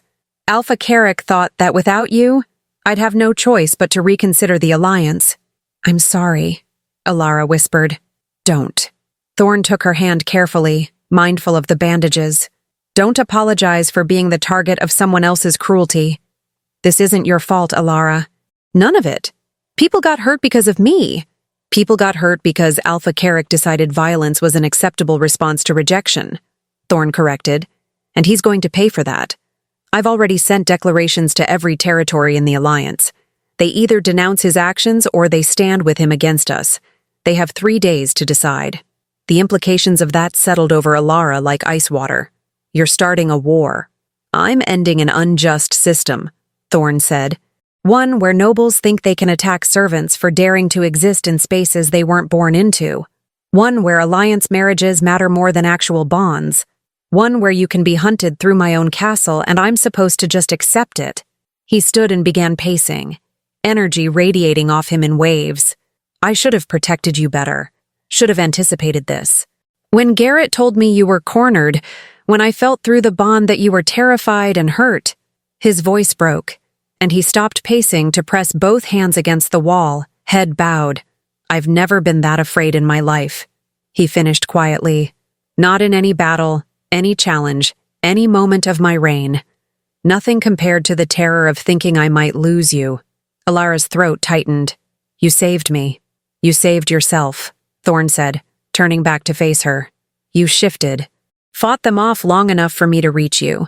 I felt it through the bond. Felt you drawing on our connection to find strength you didn't know you had. I didn't know I could do that. Neither did I. Thorne returned to the chair, taking her hand again. But it proves what I've suspected for a while now. This bond between us isn't just emotional. It's making you stronger, bringing out wolf abilities you were told you didn't have. Why? Elara asked. Why would a bond with you change me physically? Because true resonance bonds aren't just about souls recognizing each other, Thorne said. They're about two wolves becoming more together than they could ever be apart. Your wolf was always strong enough to shift fully, Elara. She just needed a reason to fight. And protecting what you love? That's the strongest reason there is. The words hung in the air between them, heavy with meaning neither of them had spoken aloud yet. Love. Was that what this was? Looking at Thorne, at the exhaustion carved into his face, the devotion shining in his amber eyes, the way he held her hand like it was the most precious thing in his kingdom, Elara thought maybe it was. Maybe it had been from the very first moment he looked at her and said, You should be noticed. Rest, Thorne said softly, brushing hair back from her forehead. Heal, and when you're stronger, we'll figure out what comes next. Together. Elara nodded, suddenly too tired to keep her eyes open. As she drifted towards sleep, she felt Thorne's thumb tracing gentle patterns on the back of her hand, felt the bond between them settling into something warm and steady, and thought, whatever comes next, at least I won't face it alone. Chapter 6. Recovery took longer than Elara expected. The physical wounds healed within a week, accelerated by the bond with Thorne and the skilled attention of the castle's healers. But the other wounds? The invisible ones that settled into her bones and made her flinch at unexpected sounds, those took more time to even acknowledge, let alone heal. She spent those first days in Thorne's chambers, a fact that would have scandalized the entire castle if circumstances had been different. But the attack had shifted something fundamental in the court's perception. Elara was no longer just the maid who had caught the king's attention. She was the woman who had been hunted through their own halls, who had fought off 3 alphas while waiting for rescue, who bore scars that proved the Southern Alliance's brutality. She had become, without intending to, a symbol. Mara visited daily, bringing news from the servants' wing and small comforts, a favorite tea blend, a book of poetry Elara had once mentioned enjoying, fresh bread still warm from the ovens. During one visit, about 4 days after the attack, the older woman settled into the chair by the window and studied Elara with an expression that was equal parts concern and assessment. You look better, Mara said. Colors back in your cheeks. You're moving without wincing. The healers are very skilled, Elara replied, adjusting the pillows behind her back. She was sitting up in bed, finally allowed to do more than lie flat and sleep. And Thorne has been... She paused, searching for the right word. Attentive. Attentive, Mara repeated with a small smile. That's one way to describe it. The whole castle knows he barely left your side for the first 3 days. Held council meetings in here rather than leave you alone. Had his meals brought to this room.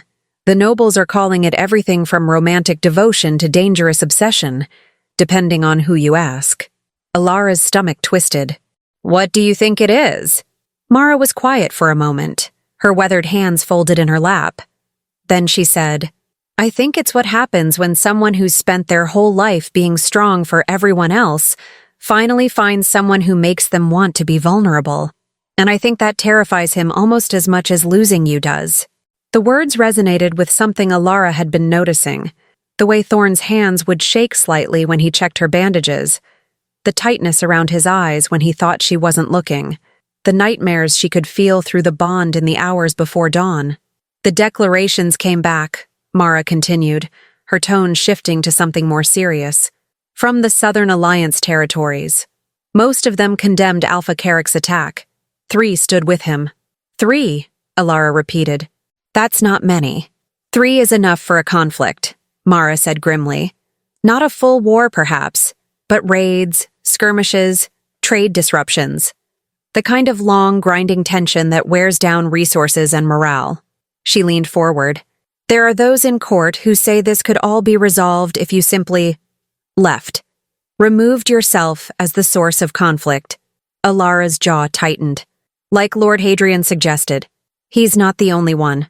There's a growing faction who see you as the problem rather than the symptom of larger issues about power and control." Mara's expression softened.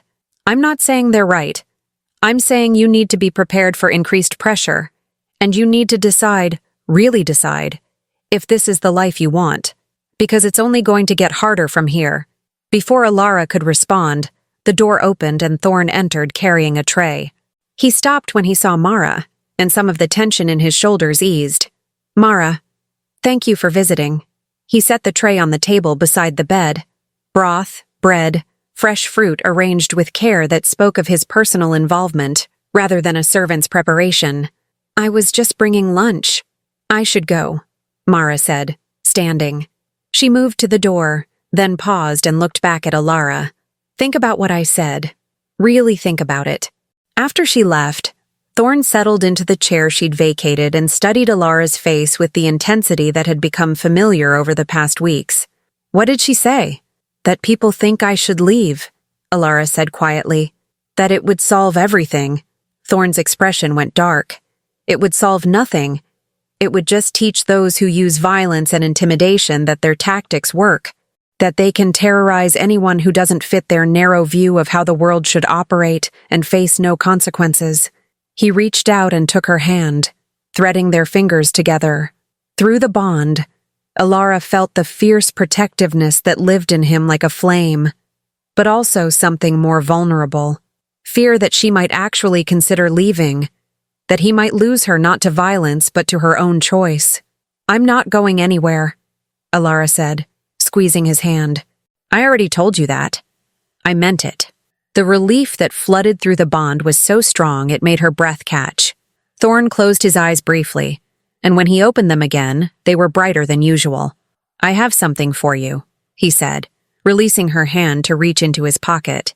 "I was going to wait until you were fully healed, but I think you need to see this now."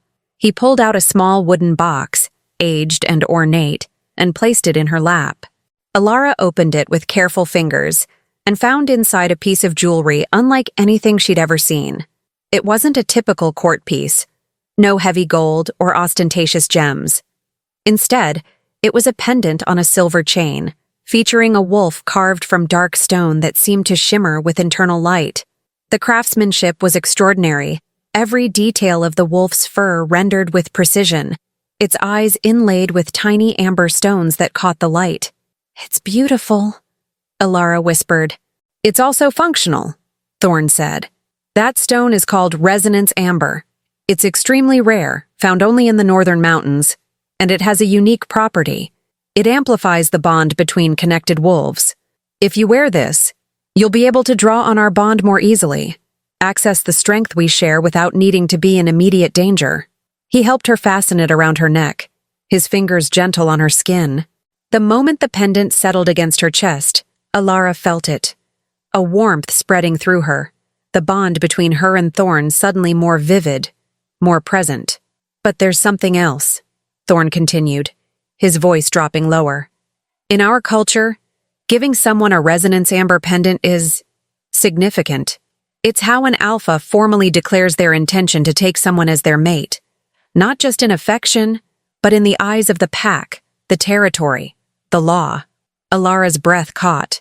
Her fingers moved to touch the pendant, feeling its warmth. You're asking me to be your mate. Officially, I'm asking you to consider it, Thorne said carefully. I know it's fast. I know there are 100 reasons to wait, to be cautious, to take more time. But after almost losing you, I realize that time is something we can't afford to waste. I want you as my mate, Elara. I want to bond with you completely, stand before my pack and claim you as mine while you claim me as yours. I want the whole world to know that you're not just someone I'm protecting. You're my equal, my partner, my chosen one. The nobles will revolt, Elara said, but her hand hadn't left the pendant. Some will, Thorne agreed. Others will adapt, and those who can't accept it will find themselves unwelcome in my court.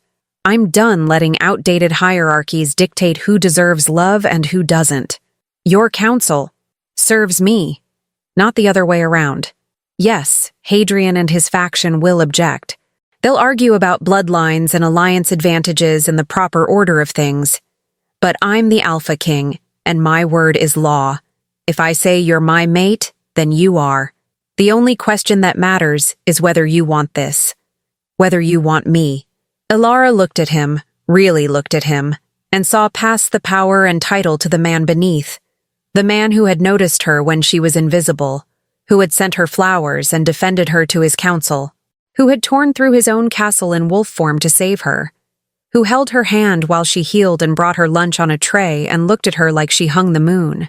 The man she loved. Because that's what this was, she realized. What it had been maybe from the very beginning, even when she was too afraid to name it. Love that defied logic and hierarchy and every rule she'd been taught about her place in the world. Yes, she said, and the word came out strong and certain. Yes, I want this. I want you. I want to be your mate. The joy that transformed Thorne's face was devastating. He leaned forward and kissed her, careful of her still healing ribs but thorough in his claim. And through the bond, Elara felt his happiness mingling with hers until she couldn't tell where one ended and the other began. When they broke apart, Thorne rested his forehead against hers. We'll do it properly. A bonding ceremony under the full moon, the way it's meant to be done. 2 weeks from now, when you're fully healed and strong. I want you standing beside me as my equal, not as someone I'm rescuing or protecting, but as the powerful woman you are. 2 weeks. Elara repeated, testing the timeline. It felt both impossibly soon and painfully far away. The days that followed were a whirlwind of preparation and court affairs. As Elara's strength returned, she began leaving Thorne's chambers, first for short walks through the castle with Mara or Garrett as escorts, then for longer excursions to the gardens and library. Each venture out felt like reclaiming space that had been stolen from her by fear. The reactions from the castle inhabitants varied wildly. Some servants greeted her with genuine warmth, particularly those who had worked alongside her in the kitchens and laundry rooms. They understood on a visceral level what it meant for one of their own to rise above the invisible boundaries that had constrained them all. But others looked at her with suspicion or resentment.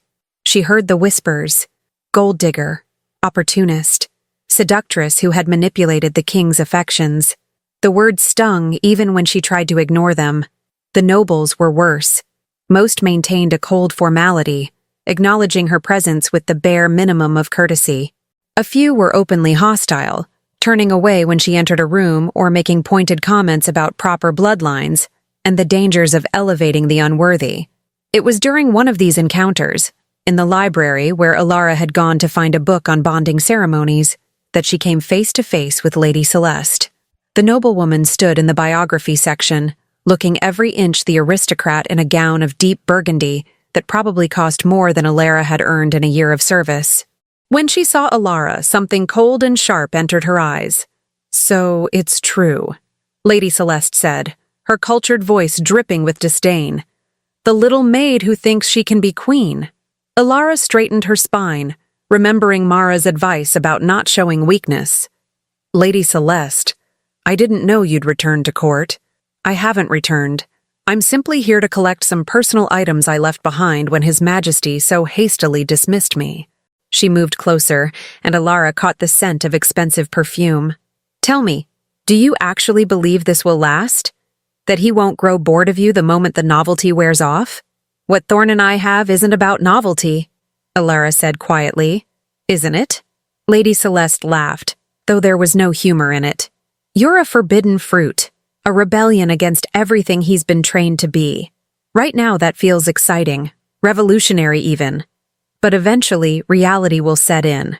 He'll realize that ruling requires certain skills and connections, and when he sees the challenges you face, he may regret choosing a path with so many obstacles." The words found their target, striking at Elara's deepest insecurities. Because wasn't that what she feared? That she would fail Thorne somehow? Prove unequal to the role he was asking her to fill? "You know nothing about what we have," Elara managed, but her voice wavered. "I know how this world works," Lady Celeste said.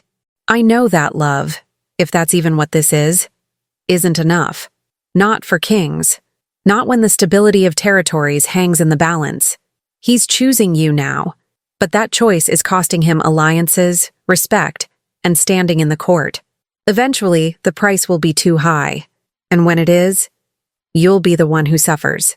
She swept past Elara toward the door, then paused. "For what it's worth, I almost feel sorry for you. You think you've won some great prize, but all you've actually won is a target on your back and a future filled with people who will never accept you." After she left, Elara stood alone among the library shelves, hands trembling, Lady Celeste's words echoing in her mind. Part of her wanted to dismiss them as the bitter resentment of a rejected suitor, but another part, the part that had spent her whole life learning she wasn't enough, wondered if there wasn't some truth buried in the cruelty. Could she really be what Thorne needed? Could love truly be enough to bridge the vast gulf between a servant and a king? She was still standing there, lost in doubt, when Thorne found her 20 minutes later. He took one look at her face and immediately pulled her into his arms. "What happened?" he asked, and through the bond she felt his readiness to defend, to fight, to destroy whatever had put that expression on her face. Elara told him about Lady Celeste, about the words that had burrowed under her skin like thorns. When she finished, Thorne was quiet for a long moment, his hand stroking her hair in a soothing rhythm. "She's wrong," he said finally, "about almost everything. But she's right about one thing. This won't be easy. People will doubt you, test you, wait for you to fail. And I'm sorry for that. Sorry that choosing me means facing that kind of scrutiny." "But?" Elara prompted, hearing the unspoken word. "But you're stronger than they think. Stronger than you think sometimes. You survived the attack. You're surviving the court intrigues. And you'll keep surviving because that's who you are. Someone who refuses to be diminished by other people's limited expectations." He pulled back to look at her, amber eyes intense. "And you won't be alone in it. Every challenge you face, I face with you. Every person who disrespects you disrespects me. We're a team now, Elara. Partners. And together we're going to prove that the old ways aren't the only ways." Elara looked up at him and saw not just promises, but determination. Saw a king willing to reshape his entire world for her sake, and felt her own determination solidifying in response. 2 weeks, she said. "In 2 weeks, I'll stand beside you and accept this bond. And then we'll show them all what a real partnership looks like." Thorne's answering smile was fierce and proud. "That's my mate." And in that moment, standing in the library with afternoon sun streaming through the windows and Thorne's arms around her, Elara believed it might actually be possible. Not easy. Never easy. But possible. Chapter 7. The full moon rose on a night that felt suspended between worlds. Elara stood in the chamber that had been prepared for her. Not her old servant's room, not even Thorne's royal suite, but a space designated specifically for the mate of the Alpha King during the traditional preparation period before a bonding ceremony. It was beautiful in an understated way, with silk hangings in deep blue and silver, a mirror framed in carved wood, and windows that overlooked the same rose garden where Thorne had first kissed her. Mara was there, helping her dress in the ceremonial gown that had been commissioned for this night. It wasn't like the elaborate confections noble brides typically wore, no heavy brocades or excessive embellishments. Instead, it was simple and elegant. White silk that flowed like water, embroidered at the hem and sleeves with silver thread in patterns that resembled wolf tracks and moon phases. The neckline was designed to display the resonance amber pendant that Thorne had given her, which now pulsed with soft light against her skin. "You look like moonlight," Mara said softly, adjusting the final fold of fabric. "Like you were always meant for this, even when you were scrubbing floors and trying to be invisible." Elara met her own eyes in the mirror and barely recognized the woman staring back. 2 months ago, she had been nobody. Now she was about to become the mate of the Alpha King, bound to him in ways that went deeper than marriage, deeper than law. "I'm terrified," she admitted. "Good," Mara said. "Fear means you understand the weight of what you're doing. Only fools go into bondings without fear." She moved around to face Elara, taking both her hands. "But hear me when I say this. You deserve this. Not because of what you might become or what you can offer, but because of who you are. The girl who survived when survival was the only option. The woman who fought alphas to stay alive. The person who looked at a king and saw a man worth loving. That person deserves every happiness." Tears pricked at Elara's eyes, but she blinked them back. "Thank you. For everything. For being the closest thing to family I've had in years." "You'll have real family soon," Mara said with a knowing smile. "Thorne's pack will become your pack. His people will become your people. It's what bonding means. Becoming part of something larger than yourself." A soft knock interrupted them. Garrett stood in the doorway, dressed in formal attire that made him look even more distinguished than usual. "It's time," he said. "The ceremony ground is prepared, and His Majesty is waiting." Elara's heart kicked into a faster rhythm. This was it. The moment that would change everything, make permanent what had begun that morning in the Great Hall, when Thorne first looked at her and said she should be noticed. The ceremony ground was in the forest beyond the castle walls, in a clearing that the pack had used for generations to conduct their most sacred rituals. Torches lined the path leading to it, casting dancing shadows through the trees. As Elara walked, Garrett on one side, Mara on the other, she could hear the sounds ahead. Voices, movement, the low pulse of drums that seemed to sync with her heartbeat. They emerged into the clearing, and Elara's breath caught. Hundreds of wolves had gathered, pack members in both human and shifted forms, arranged in a wide circle around the central space. At the far end, standing before an ancient stone altar, carved with symbols that predated written language, was Thorne. He wore ceremonial robes in black and silver, his dark hair loose around his shoulders, his amber eyes catching the moonlight and reflecting it back like fire. But it was the expression on his face when he saw her that made Elara's knees weak. Such raw emotion that it stripped away every bit of his usual control. The gathered wolves began a low, harmonious howl as Elara walked toward him. It wasn't aggressive or challenging. It was acknowledgement, greeting, the pack's way of saying they witnessed this moment and would remember it. As per tradition that Elara had studied frantically over the past 2 weeks, the mate approached the Alpha alone for the final steps.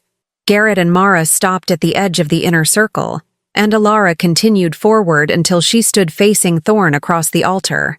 An elder, a woman so old her hair had gone pure white, and her face carried the map of a century, stepped forward to officiate. This was Grandmother Astrid, keeper of the old ways, the one person in the territory whose authority even the Alpha King respected without question.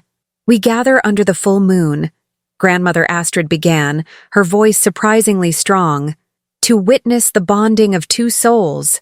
The law that governs this union is older than our pack, older than our territories, older than the names we give ourselves.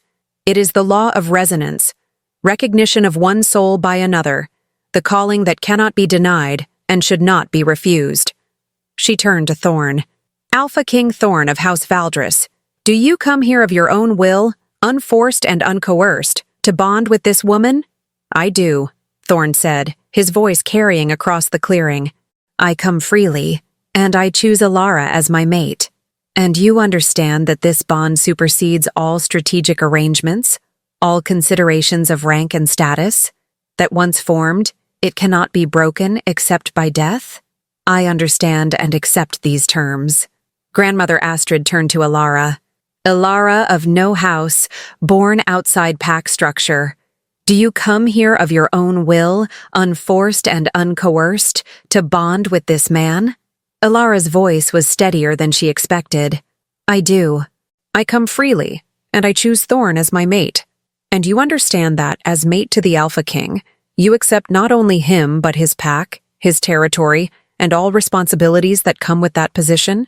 I understand and accept these terms. The elder nodded, seeming satisfied.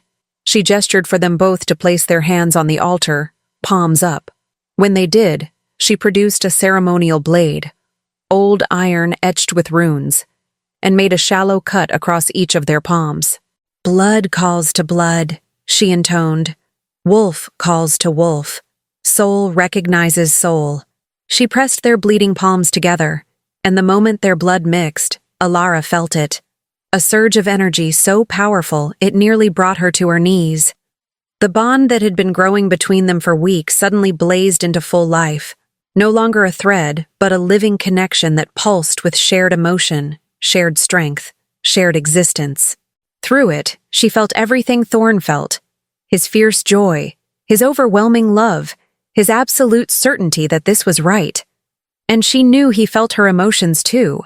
Her wonder, her gratitude, her own deep love that had been growing in secret places of her heart. The bond is formed, Grandmother Astrid declared. What the moon has witnessed, let no one attempt to break. I present to you Thorne and Elara, bonded mates, Alpha King and— She paused, and a small smile crossed her ancient face. And Alpha Queen. For the law of resonance recognizes no hierarchy in bonding. If he is king, then she who bonds with him as equal must also be queen. A ripple went through the assembled wolves. This wasn't how it usually worked. Typically, the king's mate was called Luna, a position of honor but not equal authority. But the law of resonance, being ancient and absolute, apparently overruled modern conventions. Elara saw Lord Hadrian in the crowd, his face tight with displeasure. Saw Lady Celeste standing at the very edge of the gathering, her expression unreadable. Saw other nobles who clearly struggled with what they'd just witnessed. But she also saw Mara, tears streaming down her face and smiling so wide it looked painful. Saw Garrett standing proud and straight like a father at his daughter's wedding. Saw pack members, common wolves like she had been, looking at her with something between hope and awe, as if her rise meant their own limitations might not be as fixed as they'd believed. And when she looked back at Thorne, none of the rest mattered. He pulled her to him, and they kissed while the pack howled its approval, and the bond between them settled into something permanent and unbreakable. And Elara thought, I'm home. Finally, truly home.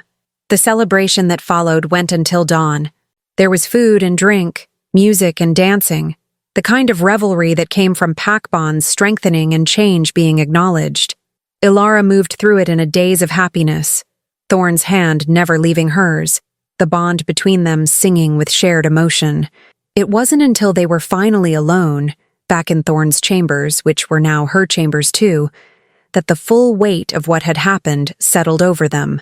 You're queen now, Thorne said, still marveling at it.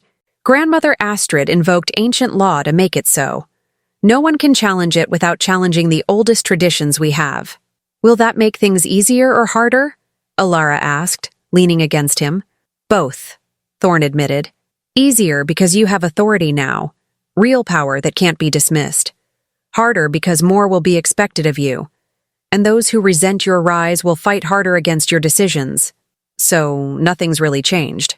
Everything's changed, Thorne corrected. You're not alone anymore. Not just bonded to me, but bonded to the pack.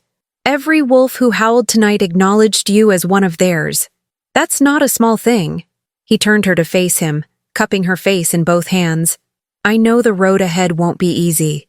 I know there will be challenges and conflicts and moments when you wonder if this was worth it, but I promise you this, I will stand beside you through all of it. Your victories are my victories. Your battles are my battles. And your joy, he kissed her softly, your joy is the thing I'll spend the rest of my life trying to protect and increase. Elara felt tears slip down her cheeks, but they were good tears, happy tears, the kind that came from being seen and chosen and loved without reservation. I love you, she said, the first time she'd spoken the words aloud. Thorne's face transformed. I love you too. So much it scares me sometimes. They held each other as the sun began to rise, painting the sky in shades of pink and gold, and the bond between them hummed with contentment. Whatever came next, they would face it together, as mates, as equals, as partners in every sense of the word. Chapter 8. The first real test of Elara's new authority came exactly 1 week after the bonding ceremony. She was in what had become her study, a room adjacent to Thorne's office where she had begun learning the complex web of territorial alliances, trade agreements, and pact dynamics that governed the kingdom. The morning sun streamed through tall windows, illuminating maps spread across the desk and stacks of documents that Garrett had deemed essential reading for a new queen. Elara's head ached from trying to memorize the names of minor lords, the histories of blood feuds between border territories, and the delicate balance of alliances that kept the realm from fracturing into chaos. Being queen, she was discovering, meant far more than standing beside Thorne at ceremonies. It meant becoming fluent in a language of power and court strategy she had never been taught. A sharp knock interrupted her concentration. Before she could respond, the door opened and Lord Hadrian entered without waiting for permission. A calculated insult that wasn't lost on Elara. Lord Hadrian, she said, setting down the document she'd been reading and straightening in her chair. Through the bond, she felt Thorne's immediate alertness in his own office down the hall, his readiness to intervene if needed. But Elara sent a pulse of reassurance back through their connection. She needed to handle this herself. Your Majesty, Hadrian said, the title delivered with just enough emphasis to make it sound like mockery. I hope I'm not interrupting your studies. You are, Elara replied calmly. But I assume you have a reason for the interruption. Something flickered across Hadrian's face. Surprise, perhaps, that she hadn't immediately deferred to him. He moved further into the room, his movements deliberate and territorial. The southern situation has escalated, he said. Alpha Carrick and his allied territories have formally declared themselves independent from the Northern Kingdom. They're calling it the Free Alliance, and they're recruiting other territories to join them. Elara's stomach dropped, but she kept her expression neutral. How many have joined?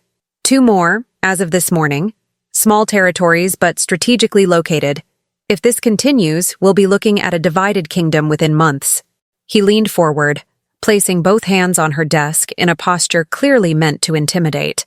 This is what happens when personal desires override the needs of the kingdom, when kings choose unsuitable mates over advantageous alliances. The accusation hung in the air between them. Elara felt anger spark in her chest, not just her own, but Thorne's fury bleeding through the bond. She took a slow breath, forcing herself to think rather than react. You're suggesting this is my fault, she said quietly. I'm stating facts. Before you, His Majesty was willing to consider the Southern Alliance. After you, he rejected it outright. Cause and effect. No, Elara said, and her voice was stronger now. Before me, Thorne was willing to sacrifice his own happiness to secure necessary alliances. After me, he chose to honor a bond that neither of us could control. And Alpha Carrick's response to that choice, attacking this castle, attempting to kidnap or kill me, and now declaring independence, shows exactly why that alliance was never viable. You can't build stable partnerships with people who resort to violence when they don't get their way. Lord Hadrian's eyes narrowed. Pretty words for someone who's been a queen for 7 days. The forging of alliances isn't about honor or love or any of the romantic notions you clearly believe in. It's about power, compromise, and making hard choices that keep people alive. Then let me make one of those hard choices right now, Elara said, standing.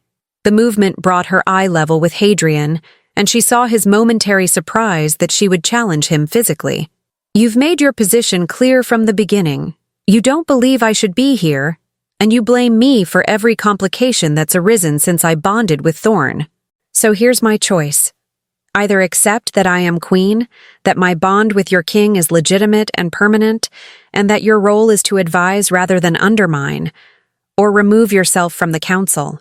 The silence that followed was absolute. Lord Hadrian stared at her with an expression that cycled through shock, outrage, and finally, surprisingly, something that might have been respect. "You're threatening to dismiss me," he said slowly. "I'm offering you a choice," Elara corrected.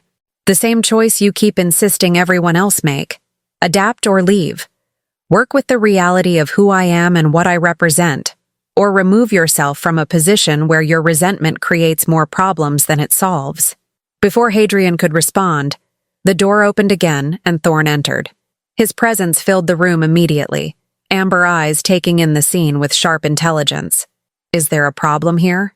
he asked, though his tone made it clear he already knew the answer.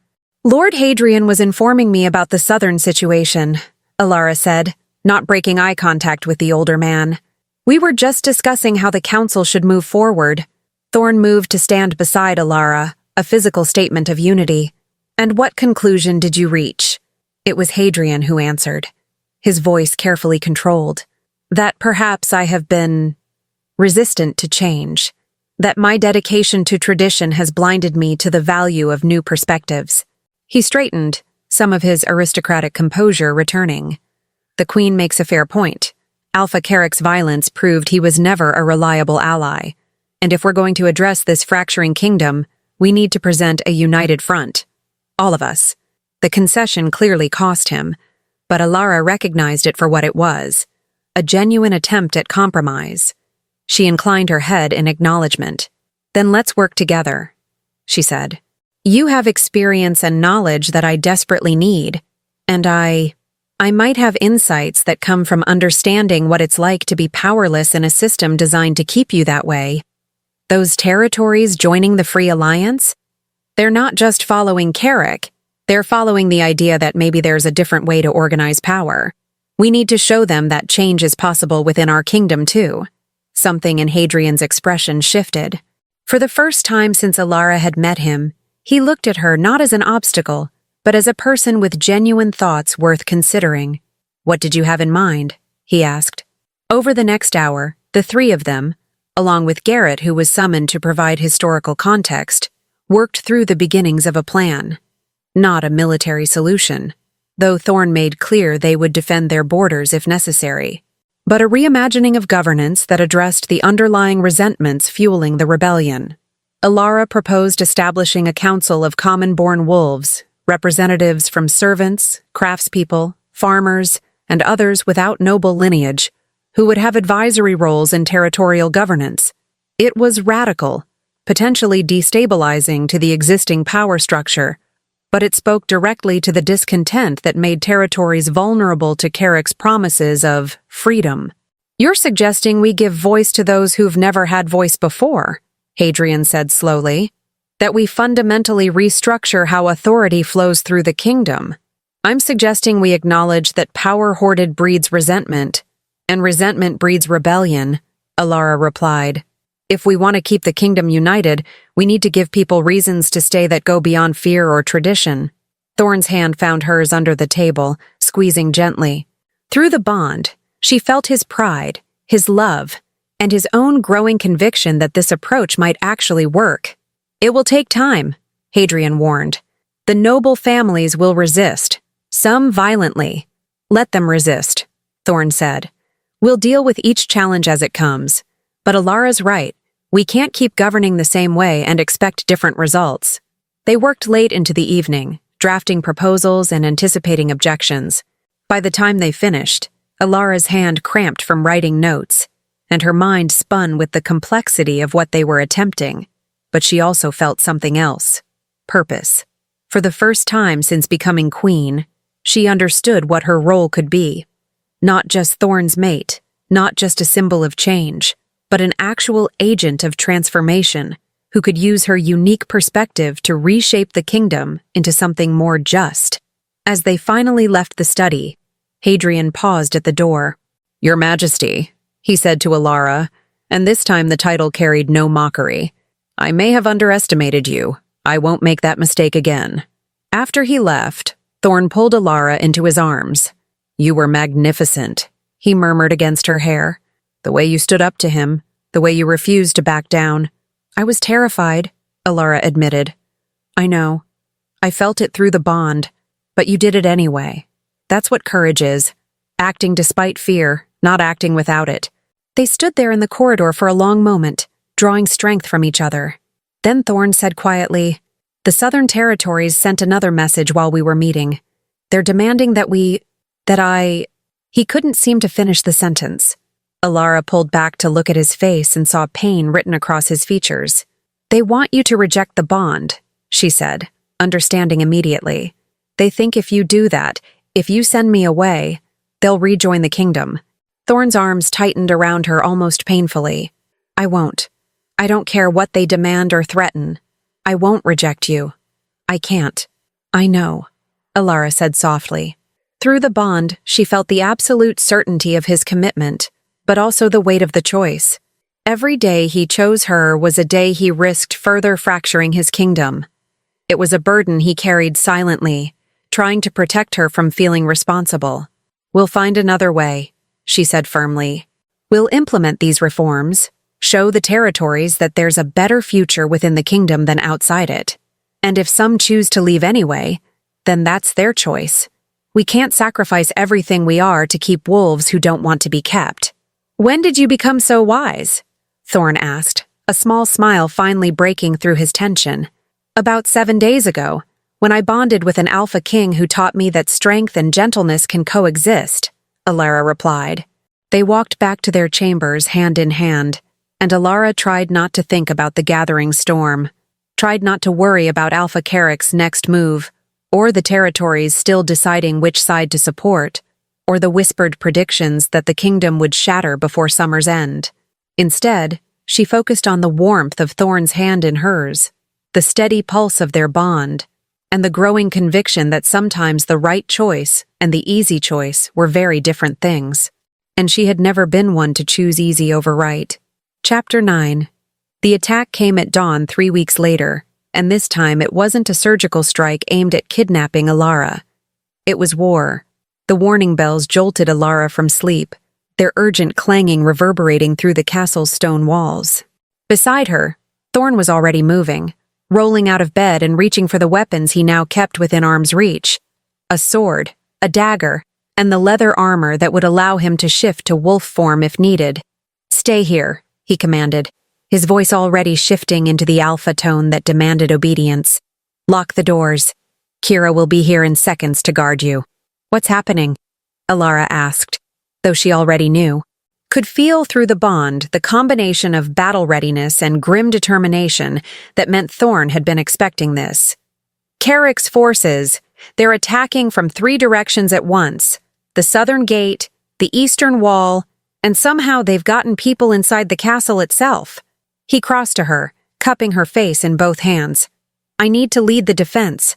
I need to protect our people, but I swear to you, I will come back." "I know," Elara said, though her heart hammered with fear. "Go. Do what you need to do." He kissed her hard and fast, then shifted to wolf form in a blur of motion. The massive black wolf that was Thorne's other self gave her one last look with those amber eyes before bounding out the door just as Kira arrived with 2 other guards. "Your Majesty," Kira said, breathing hard, "we need to get you to the inner sanctum. It's the most defensible position." But as they moved through the corridors, Elara's mind raced. The inner sanctum was safe, yes, a reinforced chamber deep in the castle's center, where royalty could wait out sieges. But it was also isolated, removed from everything happening. And suddenly, the thought of hiding while Thorne and their people fought made her physically ill. "Wait," she said, stopping so abruptly that the guards nearly collided with her. "Where are the other non-combatants? The servants, the children, the injured?" "Great Hall," Kira replied. "It's being used as a gathering point and medical station. Then that's where I need to be. Your Majesty, my orders are to secure you, and my orders are to be useful, Elara interrupted. Through the bond, she could feel Thorne's presence at the southern gate, feel the focused intensity of battle. He was trusting her to stay safe, but he was also trusting her to be the queen their people needed. I won't be shut away while everyone else faces this. Take me to the Great Hall. Kira looked torn between duty and understanding. Finally, she nodded. Stay close to us. If fighting reaches the hall, we run. Agreed? Agreed. The Great Hall had been transformed. The elegant space where Elara had once scrubbed floors was now organized chaos.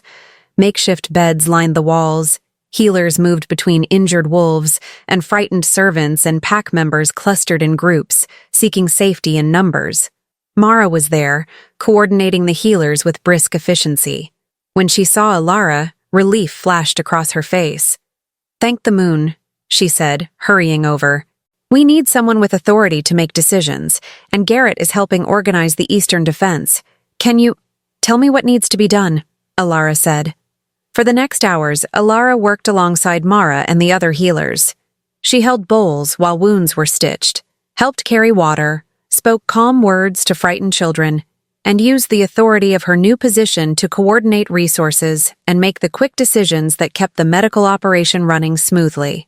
Through it all, she monitored the bond, felt when Thorne was injured, a sharp pain in her side that made her gasp before she felt his reassurance that it was minor, felt his fierce determination as he drove back wave after wave of attackers, felt the moment when the tide of battle began to turn, and she felt the instant everything changed. It came as a spike of pure alarm through the bond, so strong it nearly brought Elara to her knees. Something had gone very wrong. Your Majesty? Kira was immediately at her side, supporting her. Thorne, Elara managed. Something's happened. Something bad. As if in answer, a runner burst into the hall. A young wolf covered in blood, eyes wild. The king, he gasped. Alpha Carrick had a weapon. Some kind of poisoned blade. His Majesty is down. The world tilted. Through the bond, Elara could feel Thorne, still alive, still conscious, but struggling against something that was trying to sever their connection. The poison was attacking the bond itself. Where is he? Elara demanded. Southern courtyard, but Your Majesty, it's still an active combat zone. Elara was already moving. Kira and the guards followed, shouting protests, but Elara ignored them. The bond was weakening with every second, and if it broke, if Thorne died, she didn't know if she could survive it. The law of resonance had tied their lives together so completely that losing him might mean losing herself. She ran through corridors she knew by heart, took shortcuts through servants' passages that nobles never learned, and emerged into the southern courtyard to find carnage. Bodies littered the ground, mostly Carrick's forces, but some of their own as well. And in the center, surrounded by his guard, Thorne lay in human form with blood spreading from a wound in his shoulder. Alpha Carrick stood 10 paces away, held back by a ring of northern wolves, but grinning with vicious satisfaction. The mighty Alpha King, he called out, brought down by a little poison. How appropriate that your downfall comes from choosing the wrong mate. If you'd accepted my daughter, you'd have had antidote. But now you get to feel your precious bond dissolve while your little servant watches. Something inside Elara snapped. She didn't remember moving, didn't remember the moment she shifted to wolf form. But suddenly, she was running forward, and the resonance amber pendant around her neck blazed with light so bright it turned the dawn-lit courtyard to midday. The bond, weakened by poison, suddenly reversed course. Instead of Thorne's strength flowing to her, she felt her own strength, amplified by the pendant, by her love, by her absolute refusal to lose him, pour back through their connection. She reached Thorne and pressed against his wolf form, which he'd shifted into instinctively. The pendant against her fur glowed brighter, and through their bond, Elara felt the poison recoiling, felt her own determination pushing it back, giving Thorne's body the strength to fight. Impossible, Carrick breathed, staring at them. The pendant shouldn't work that way. It amplifies bonds. It doesn't cure poison. It doesn't cure poison, came Grandmother Astrid's voice from the edge of the courtyard. The ancient woman moved forward with surprising speed, her eyes fixed on Elara and Thorne. But a true resonance bond shares everything, including healing. The Queen is literally giving him her life force, using the pendant as a conduit. I've only read about this in the oldest texts, never thought I'd see it. Through the bond, Elara felt the poison weakening, felt Thorne's strength returning, and felt his overwhelming gratitude and love washing back toward her. Slowly, they both shifted back to human form. Thorne's wound was still there, but the bleeding had stopped and his eyes were clear. "You saved me," he said hoarsely. "We saved each other," Elara corrected. "That's what bonded mates do." Alpha King snarled, realizing his plan had failed. He tried to run, but Thorne's guards were ready. Within seconds, Carrick was subdued and bound. "It's over," Thorne said, addressing the courtyard but looking at Carrick. "Your attack failed. Your poison failed. And now you'll face justice for everything you've done. The unprovoked attack on this castle, the attempted murder of a seated king, and the betrayal of the peace we've maintained for generations. You started this," Carrick spat. "When you rejected the proper order." "The proper order," Thorne interrupted, "is whatever allows wolves to live with dignity and choose their own destinies. And if that's revolutionary, then yes, I started a revolution. One that's going to continue long after you're imprisoned for your crimes." As guards led Carrick away, Elara felt the last of the poison leave Thorne's system through their bond. The connection between them settled back into its normal steady pulse, and she nearly collapsed with relief. Thorne caught her, and they held each other while the sun fully rose over the courtyard, turning the blood and chaos of battle into something that could be cleaned and healed and eventually forgotten. "The other territories," Thorne said quietly to Garrett, who had appeared to report. "The ones who were deciding whether to join Carrick's alliance, already withdrawing their support," Garrett said with grim satisfaction. "Apparently watching their leader fail to kill you while your mate saved your life through sheer bond strength was enough to convince them that maybe the old ways Carrick was promising weren't better after all." Elara looked around the courtyard at the wolves gathering. Pack members in both forms, nobles and common-born alike, all of them looking at her and Thorne with expressions that ranged from awe to relief to hope. "Speech," Grandmother Astrid said quietly, appearing at Elara's elbow.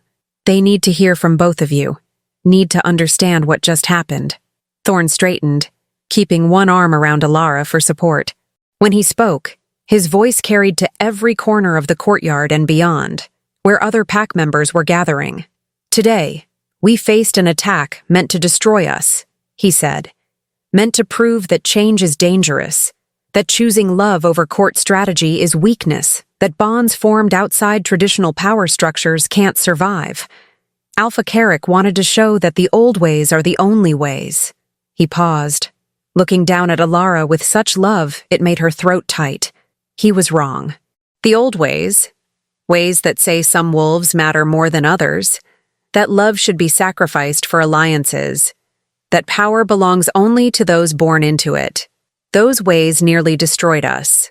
But the new ways, the ones that say bonds are sacred and choice matters and strength comes from unity rather than hierarchy, those ways saved us. He addressed the crowd again. "I know some of you still doubt, still wonder if a servant-born queen can truly lead, if a bond formed outside strategic arrangement can be strong enough to hold a kingdom together. Today, you saw the answer. My mate gave me her own life force to save mine. She didn't do it because of duty or obligation. She did it because that's what true bonds are. A commitment to share everything, including the cost of survival. And that's what I'm asking from all of you," Elara added, finding her own voice. "Not blind obedience, not acceptance of things you don't believe in, but a willingness to try something new. To build a kingdom where your worth isn't determined by who your parents were, but by who you choose to become. Where bonds are honored regardless of who forms them. Where power serves justice instead of tradition."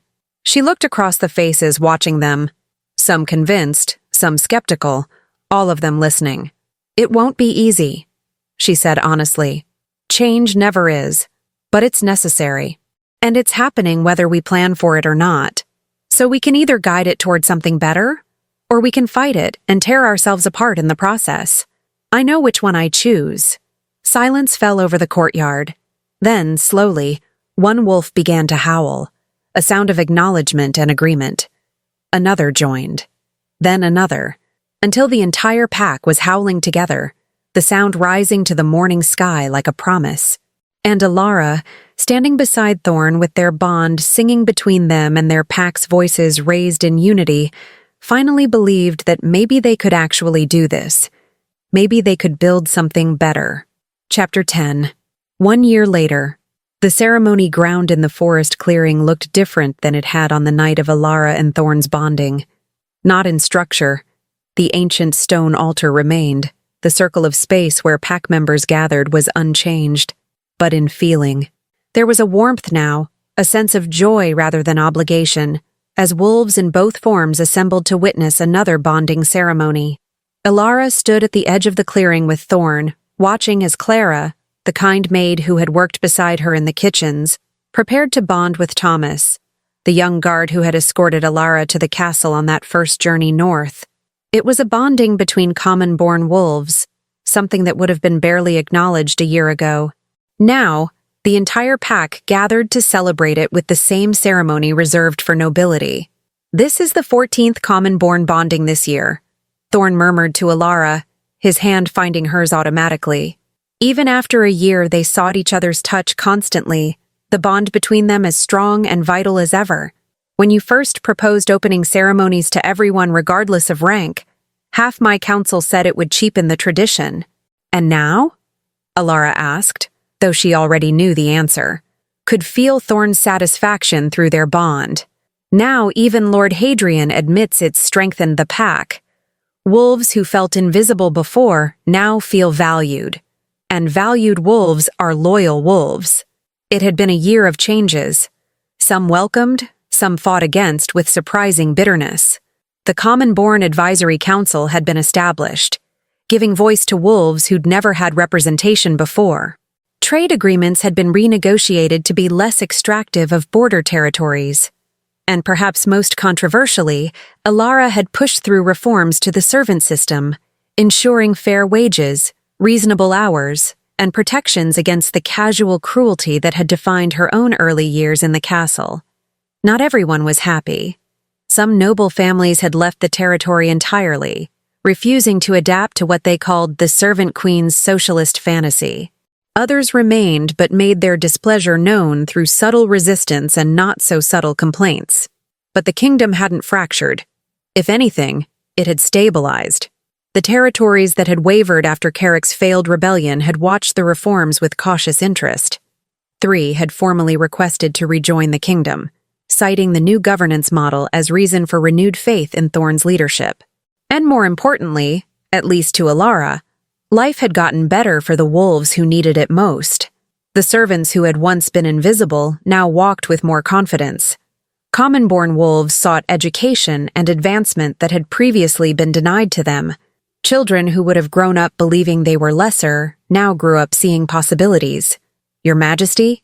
A voice interrupted Elara's reflection. She turned to find a young girl, maybe 8 years old, with dark curls and earnest eyes, holding out a small bouquet of wildflowers. "These are for you.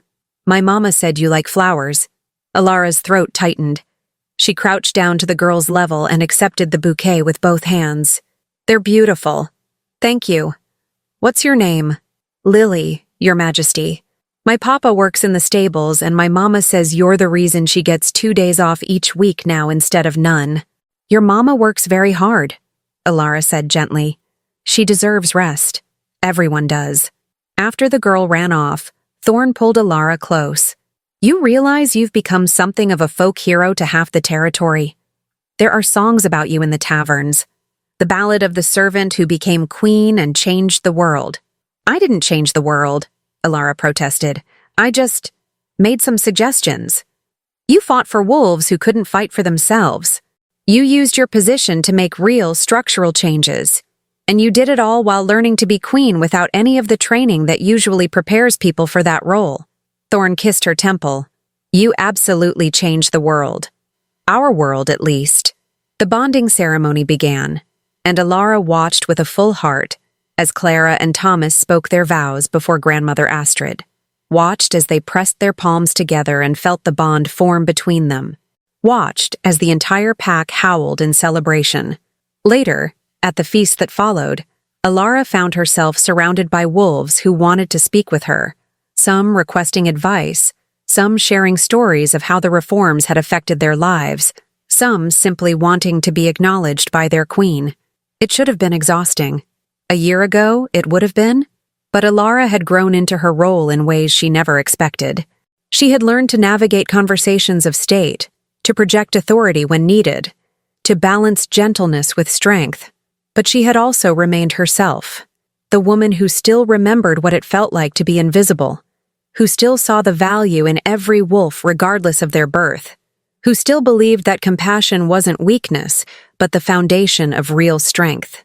As the celebration wound down and wolves began to drift away into the night, Elara and Thorne found themselves alone in the garden behind the castle, the same rose garden where he had first kissed her, where he had first asked her to consider being his mate. "Do you ever regret it?" Thorne asked quietly. "Choosing this life? Dealing with the court affairs and the pressure and the constant scrutiny?" Elara thought about it honestly. Thought about the hard days, the moments of doubt, the times when she had felt overwhelmed by the weight of her responsibilities. Thought about the nobles who still whispered that she was unfit, the territories that still questioned her authority, the endless work of trying to reshape a kingdom one small change at a time. Then she looked at Thorne, at the man who had seen her when she was invisible, who had chosen her when choosing her cost him everything, who had stood beside her through every challenge and celebrated every small victory. "No," she said simply, "I don't regret it. Not for a single moment." Through their bond, she felt his relief and love, warm and steady as a heartbeat. "Good," Thorne said, pulling a small box from his pocket. "Because I have something for you." Elara opened the box to find a ring, simple silver set with a single resonance amber stone that matched her pendant. When she looked up questioningly, Thorne smiled. "In the human tradition, a ring symbolizes eternal commitment," he explained. "I know we're already bonded in every way that matters to wolves, but I wanted you to have this too. A symbol that anyone from any culture would recognize. A reminder that you're mine and I'm yours, now and always." He slipped the ring onto her finger, and Elara felt tears prick her eyes. Through the bond, emotions flowed both ways. His devotion, her gratitude, their shared certainty that this was exactly where they both belonged. "I love you," Elara said. "I don't say it enough, but I do. So much." "I know," Thorne replied, touching his forehead to hers in the gesture that had become their private language. "I feel it every moment through our bond, just like I hope you feel how much I love you." They stood there in the moonlit garden, holding each other while the sounds of celebration faded in the distance, and the bond between them hummed with contentment. A year ago, Elara had been a servant who scrubbed floors and tried to be invisible. Now she was a queen who was reshaping a kingdom and proving that love could be both revolutionary and lasting. A year ago, Thorne had been a king going through the motions of duty without joy. Now he was a bonded mate who had found his partner in every sense, someone who challenged him, supported him, and loved him not for his power but for his heart. Together, they had built something new. Not perfect. Change was messy and ongoing, and there were still battles to fight and reforms to implement, but real and strong, and worth every sacrifice it had taken to get here. "Come on," Thorne said eventually, taking her hand. "Let's go home." Home. The word settled into Elara's chest with warmth and rightness, because that's what the castle had become. Not a place where she worked or served, but a home where she belonged. They walked back through the gardens and corridors, past tapestries that now included common wolves in their woven histories, past servants who smiled at them without fear, past guards who nodded with genuine respect rather than obligation. And when they reached their chambers and closed the door on the world, Elara looked at Thorne and thought about how far they'd come. About the morning he'd found her scrubbing floors and said she should be noticed. About the flowers and the garden kiss and the bonding ceremony under the moon. About battles fought and won. About changes implemented and still to come. About a love that had defied every expectation and emerged stronger for it. "Thank you," she said quietly. "For what?" "For seeing me when I was invisible. For choosing me when it cost you everything. For believing I could be this even when I didn't believe it myself." Thorne pulled her close, and through their bond, she felt his complete and utter certainty. "You were always this," he said. "You were always strong and worthy and magnificent. I just had the privilege of being there when you finally let yourself believe it." And as they held each other while moonlight streamed through the windows, Elara knew with absolute certainty that this love, this partnership, this shared commitment to building something better, was the happily ever after she hadn't even known to hope for, but had found anyway, against all odds, against every rule, against the weight of tradition and expectation. They had found each other, and that was worth everything. The end. So, what did you think? Which moment hit you the hardest? Was it when Elara first stood up to Lord Hadrian?